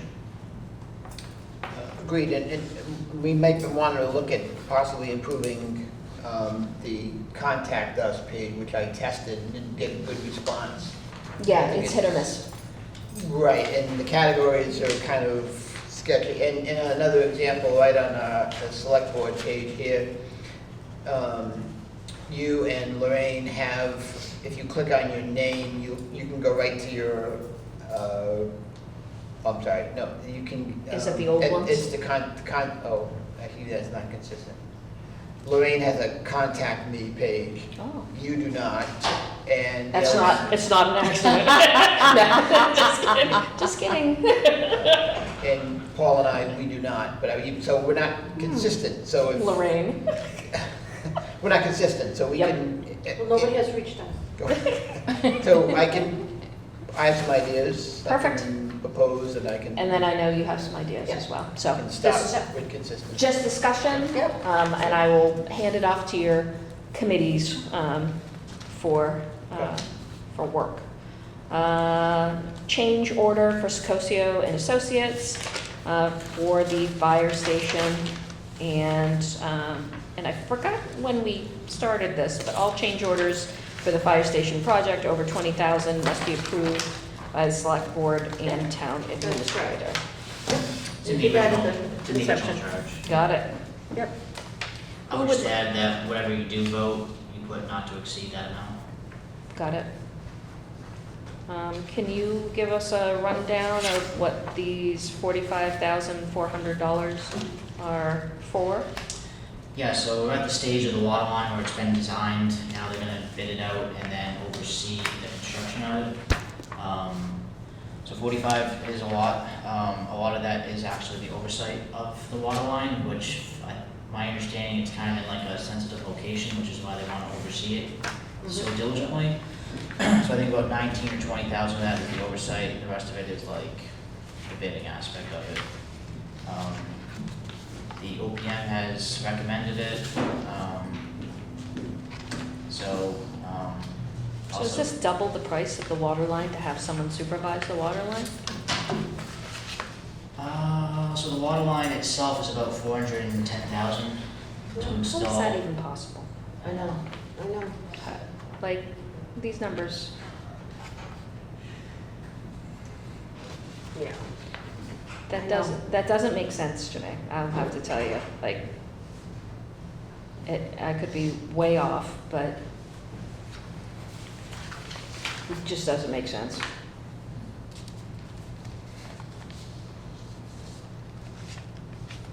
Anyone at home, feel free to text me. Let me know if you think it makes sense either. What people are texting you? All the time.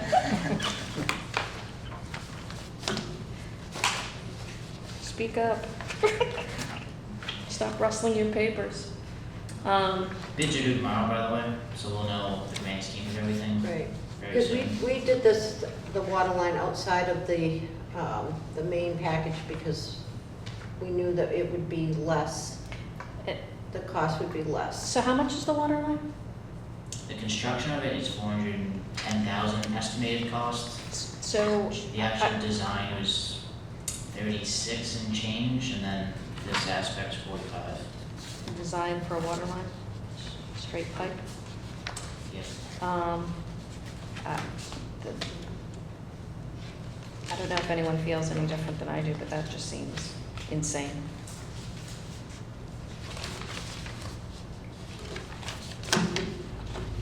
So we're just basically, we just need to approve the change order for $45,400, right?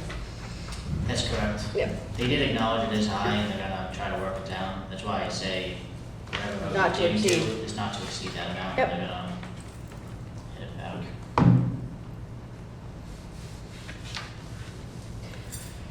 Well, Okay, can I take a motion? yeah, I'll make a motion to approve the change order number 4 for Secotio and Associates design contract for the fire station, which is bidding and construction phase services for the water line in the amount of $45,000, not to exceed the amount of $45,400. Can I get a second? Second. Discussion? Hearing none, roll call. Block eye. Candido, no. Carboni, aye. Aye.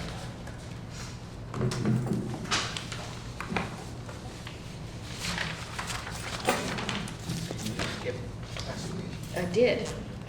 I didn't know what number it was because it's. Let's see.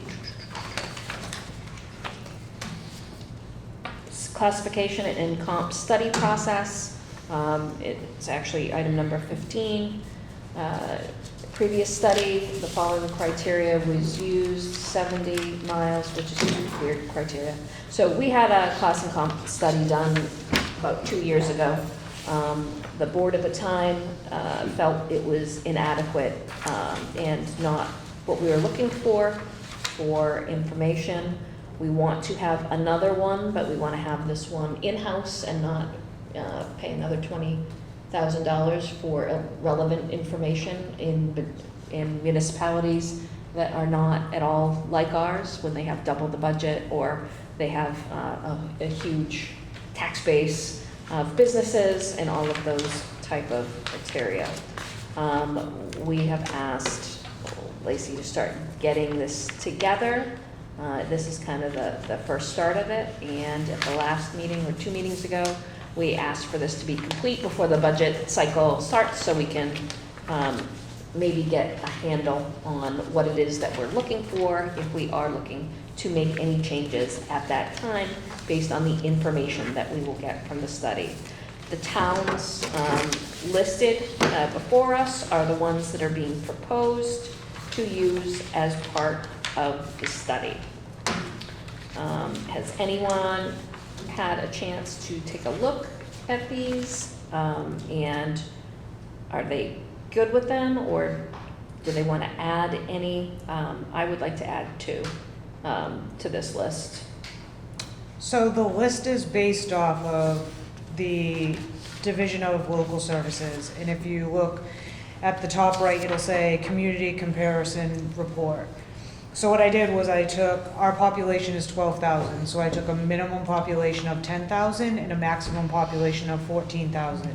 Our last study, they went from 5,800 to 23,000, which is just a humongous difference, right? So I tried to keep it with the left and right limits closer to us. Lakeville is at, for your tax, your single family tax bill is right around 5,900. So I figured we'll round it to 6,000. So I took a minimum of 4,000 and then a maximum of 8,000. Again, 2,000 on either end. And then for our total budget, where we come in right around 39,000, it's 38 something thousand, I'm sorry, million. So the minimum budget that I used, I went plus and minus 5, so 39, it's 34, and then 44. Those are the towns that DLS then gave us. So if you want to change the right and left limits, I'm fine with that, but or if we want to change some of the criteria, you can see the categories of criteria that it gives me. But this is like that certainty of, hey, these are the numbers that got plugged in, these are the ones that closestly relate to us, without giving a 70-mile radius, and this is what we come up with. I appreciate your methodologies. However, I would say there's also some intangibles that are like communities, where they would be rural, whether they would be, we share a school system with them, and we end up being the towns that other people would actually go to instead of us.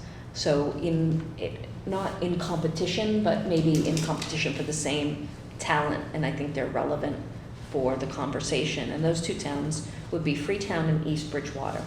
And I understand they're not in the metrics that you've used, but at the same time, those are towns that have traditionally been very similar in structure and in pay rates to Lakeville. Well, Freetown is significantly lower than us. I don't know about East Bridgewater, but if we're talking about competition, most people leave to go to like Middleborough or Easton. But that's competition, that we can't compete with almost cities. I'm just talking about, we can only do what we can do for a rural community. So I'll look to see how close they are in comparison. I know Freetown didn't hit any of our metrics. They're smaller than us, their budget is lower than ours, and their taxes were lower than ours. So they got kicked out. They got kicked out in the first round with minimum maximum population. Even when I lowered it down and put in the second piece, it kicked them out as well. Understood. East Bridgewater, I don't know. I'll look and see. They're about 15,000. What's that? They're about 15,000. 15,000 for the population, you think? But they're similar, similar pretty much everything, what they pay and. Okay. So do we want to change the minimum population, maximum population? No, I think your metrics are good, but they have to allow for other factors. And those factors usually aren't mathematical calculations as much as they are just similarities in character. That's my personal viewpoint. Anyone else can say, nope, let's use the metrics and we'll go for that, and I'd be fine with it too. I just would like to call it out because it's something, it's how we got to where we are probably, part of it, and kind of a like-me type of community, even though it doesn't fall strictly within the very smart metrics that you've put together. Do we want to see any sort of minimum, like 10 or 10 towns, communities? 1, 2, 3, 4, 7. 5, 6, 7, 8, 9. Well, if we added 2 more, it would be 9. I almost counted Lakeville as one. I'm like, Yeah, hey, don't they're count just us. like us. So Don't count I'm like, us. that's amazing. You really narrowed it down. No. Yeah, I don't know, I still don't understand East Bridgewater. I can see Freetown, but I don't understand East Bridgewater on here, but. So East Bridgewater, their pay has always been kind of in line with us, and maybe that's because we probably manufactured that by sharing back and forth for years in the same community group. Yeah, but we wouldn't know that. I'm just saying, we wouldn't know that. I might have known. Well, you know everything, okay? You know history. So- You know, yeah. Yeah, so the unions usually come up with like-me communities as well. Sometimes they throw West Bridgewater in there too. Yeah, absolutely. Yeah, because that's the high end. But East Bridgewater's always been a like-me, and Freetown has always been a like-me. Freetown, absolutely. Yeah. But I'm just wondering if it tips the scale, you know what I mean? Like, if we're trying to find something that's comparable. Like, we're not doing an average, right? Like, the average from all the places, just saying. So it becomes a little bit difficult, and that's, I found with the last class and comp survey that even HR Gov did. So if you take a town like Acushnet doesn't have an HR department. Their treasurer collector is also their HR, is also their payroll. So it's all wrapped into one. Freetown doesn't have an HR department. So, and I use that because obviously I know my own like class and comp piece. That's why I use myself as an example. So then it becomes, how many towns do we have to see a salary for in order for them to be considered? Because when GovHR did it, some of them only had 2. There was only 2 salaries in there for comparison. Out of whatever, I think they picked 14 towns. I don't really think that that's a good comp. In this particular metric that you used, was there anything about area size So if you, for those communities? so it actually is in there. If you look on the page where it says general socioeconomic, towards the, if you go across, it'll say like population density, land area, road miles. So it's on the, Okay, gotcha. yep.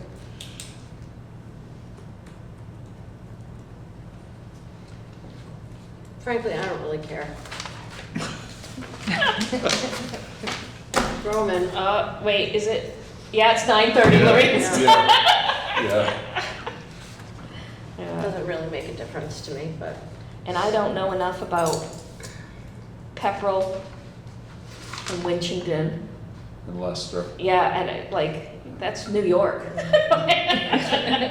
Like, I don't know enough about those communities because I've never, done any research on their salaries, but Hanson, definitely.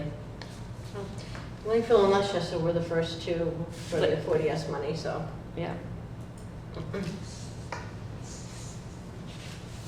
Yeah, I just, the only other thing was, did we want to go out of county, was my other question. Or did we just want to look in, like, Plymouth County and Bristol County? And that's kind of the hard part, because so I look at the very objective data where it's telling me if I put in these, like I said, left and right limits, these are what I'm getting. I'm trying not to be subjective so it doesn't get misinterpreted of, you're trying to fit in this town or you're trying to, so the problem is for like rural, I couldn't, I'd have to like stretch it so far out. And I can go, again, we can go 3,000 less in population and 3,000 more in population to get like a bigger pool. The one that I really don't want to stretch too much is that the way that I seen it in my head is the population of the town is the people that are paying the salaries for the town, right? For the employees. And then also their tax money or their tax bill is what's funding it. So if we go too far on either side of that, they're either paying way less or they're paying way more. So I tried to keep it kind of within those. I guess if you were taking in average home value consideration and average income consideration, that those two would, what you were just saying about, just the swinging for how much the person is paying for their taxes, that would be a figure in there as well. So do we want to put a number in there? Because you can put it in those.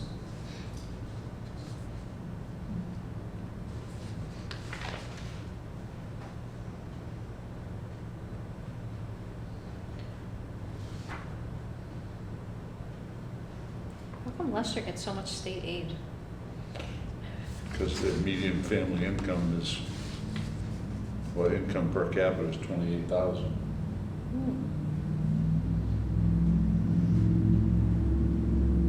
Interesting.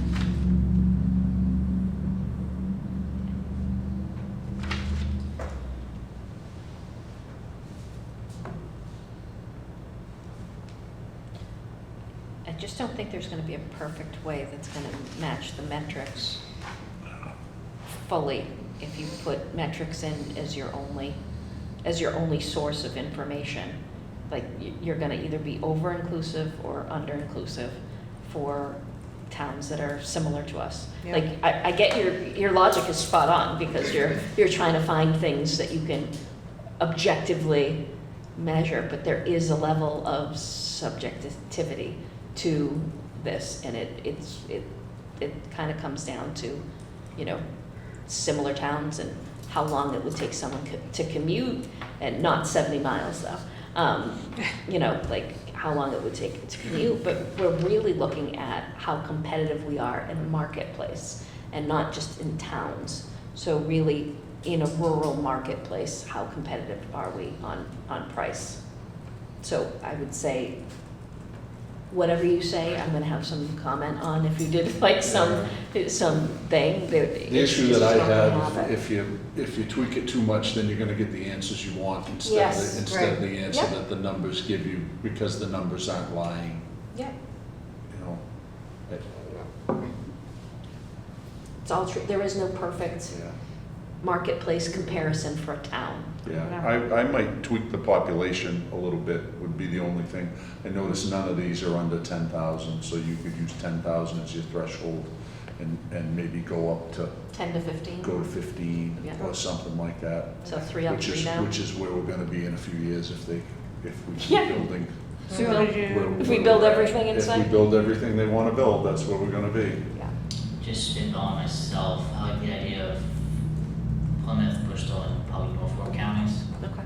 because those are realistic. And I think that'll narrow it down, because we just expanded it exponentially for you, for the search, so that will narrow it right back down. Plymouth, Bristol, And Norfolk. Norfolk, there's enough rural communities in Norfolk County that you can fit the. I like the suggestion. And I think that'll get us maybe not everything right, because there's gonna be outliers there, obviously. Yep. But I think that will give us a marketplace comparison as opposed to, you know, a strictly town. all right, so I will put in some new data and then bring back what I get on the 16th. And then if we agree with Send those. Send us ahead of time so we can just take a peek Yep. at it and be educated on it before we walk in the door, so we can have our questions ready for you. But Okay. yeah, that sounds great. Okay, perfect. Thank you. Thank you, Lisa, thanks so much. Dun. Change yours are 4. All right. Let's see how fast we can, blow Get through your these. motions ready. Oh, I can just run them right Can you down. do one big motion for all of these? No. All right, well, I will make a motion to approve the appointment of Megan Young to the Agricultural Commission with an expiration term of July 31st, 2026. I'll second it, because I met her in front of the commission, so Nice. good choice. Yep. Motion is second, any discussion? Hearing none, roll call. Plug eye. Candido, aye. Carboni, aye. Hunt, aye. I'll make a motion that we appoint Maureen Candido to the Cable Advisory Committee. with Unless the term- anyone else wants to do it. Seconded. Yep, with the term to expire July 31st, 2026. Seconded. Motion is second, any further discussion? Hearing none, roll call. Plug eye. Candido, aye. Carboni, aye. Hunt, aye. Sorry, guys, you're stuck with me on the Cable Advisory Committee. Next item? I don't think it's a I vote. forgot who it Is it was. a vote? It is the Oh, yeah. Historical Society. Okay, so I make a motion that we approve the historic townhouse usage request for September 19th, September 20th, and September 21st by the Historic Commission. Did we have to Society, waive the Lakeville fees? Historical Society. Did we have to waive the fees on this as well? I'm waiving the fees, please requesting. Thank you. Motion, do I have a second? You have a second. Motion is second, any further discussion? Hearing none, roll call. Plug eye. Candido, aye. Carboni, aye. Hunt, aye. Okay, I'll make a motion to approve the one-day, I want it in front of me, one-day special liquor license for the Lakeville Lions Fall Festival to be held on September 13th, 2025 for the Berkeley Beer Company? Yeah, Berkeley Beer Company. And do we have hours? I have hours of 11 a.m. to 4 p.m. For that? Yeah, for that. Yes. Yes. Seconded. Motion, and a dubious motion and second. Here, roll call. Abstain. Candido, aye? Carboni, aye. Hunt, aye. Yay, it's Red Hand, Okay, weekly. yeah. So it looks like they're looking to change their hours of operation. I tried to lay it out as best Yeah. I could for you. It looks like 2 separate motions. Or you could do one. As I read this, are we now looking for liquor hours at 8 a.m.? Is that No. how I take that? This No, is just hours of the operation operation. hours, yeah. Okay. So we voted the change to 11 a.m. on 10? was it 10? Okay. 10. Okay. I know they've been serving coffee there in the morning, Yes. right? Starting early.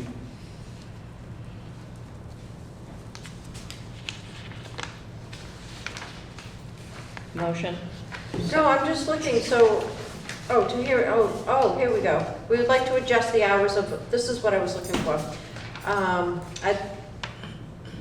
I'll make a motion to approve the request from Red Ham Brewing for,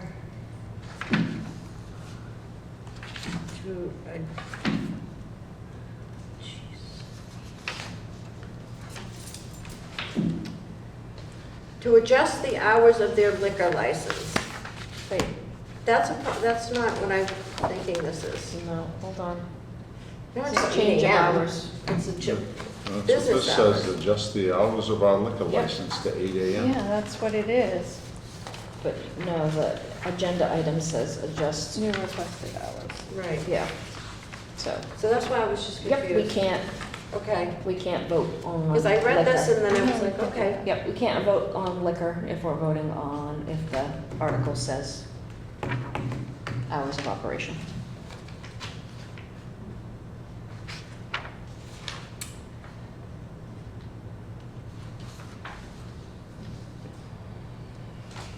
Because we, So he can, just for clarification, he can change his hours of operation. Why would he change his hours of operation then if he can't serve alcohol, right? They're two different things though, because he Oh, serves because he breakfast. has, oh, okay, he serves breakfast. Oh, I get you, all right. Yep. So then his being open is outside of his liquor license, right? He doesn't need to be open the same But he times doesn't as his serve, I think liquor we- license. He just serves breakfast at that time. So then it doesn't need to go through the ABCC is what I'm sort of thinking out loud here. We're just changing when he can be open. If that's what it is, when I'm looking at the form, Although it he's says saying change of liquor hours. license, let's not do anything. Yeah, it says change of hours on the, right. on the sheet, so we will have to wait until we get Yeah. it straightened out. All right. Right, because we just find out what's on the liquor license that we approved. Yep. And then we added the Sunday till 10 o'clock. Right, which is, yeah. So we're gonna table that one. Yep. Any subcommittee updates on the building committee, the VOTEC? No, we've not had a meeting since the last select board meeting. Our next meeting is September 8th, October 14th. October 14th. For the school building committee? Yeah, I have 2 dates. Oh, no, that's. No. It should say Technology. September 9th, that's the informational session. Got it. Right, September 9 is when they are coming here to, Mhm. but the next regular school building committee is September 8. Oh, So that is right. that's just for the committee. Perfect. Fire station building committee, it looks like next date is September 10th. Correct. Technology subcommittee, next date October 14th. Correct, I had to reschedule the September, because it's during the same night that they're having a joint select board FinCom meeting. So. Makes sense. Communication and community outreach. Yep, so as I mentioned at our previous meeting, that I'd be bringing to you just a more streamlined, what do you call it? Charge. It makes it Charge. It makes it more attractive for people to get involved. Yeah, yeah. And we, you know, working with the department, well, the staff, Colleen, Andrew, and Emily, this is the format that we wanted to present for charges. I think it looks good. So. Oh. Clear and concise? Yep. Oh, I did see that, yeah. Good. Yep. Okay. I agree. Make a motion? I mean, because I'm presenting this to you. I will make a motion to accept the new charge for the Communication and Community Outreach Subcommittee. Do I have a second? Second. Motion and a second. Any further discussion? Hearing none. Roll call. Plug eye. Candido, aye. Carboni, aye. Hunt aye. Very nice. Reuse Subcommittee, no updates. Next meeting is September 10th. Energy Advisory Committee is TBD, and Economic Development Committee, you haven't met since the last time. So next meeting is September 15th. Yep. Fantastic. There's some correspondence from something I've never seen. Okay, I have seen it. It's Plymouth County Parking Quarterly. Paul, do you read this religiously? Is this? Excuse me.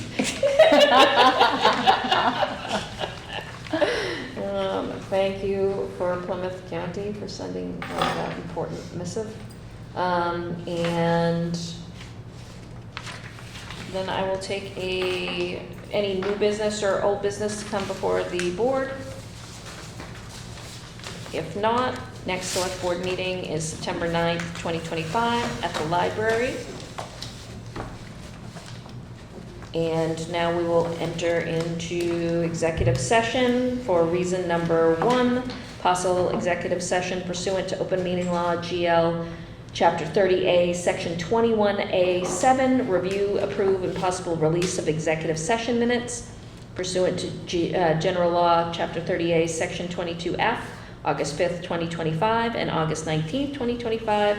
And reason number 2, possible executive session pursuant to Mass General Law 30A, Section 21A2, to conduct strategy sessions in preparation for negotiations with non-union personnel or to conduct collective bargaining sessions and contract negotiations with non-union personnel, specifically police, fire, DPW, and not to return into open session. So moved. I have a motion. Do I have a second? Second. Motion and a second. Roll call. Plug eye. Candido, aye. Carboni, aye. Hunt aye. Thank you, everyone, and have a wonderful night.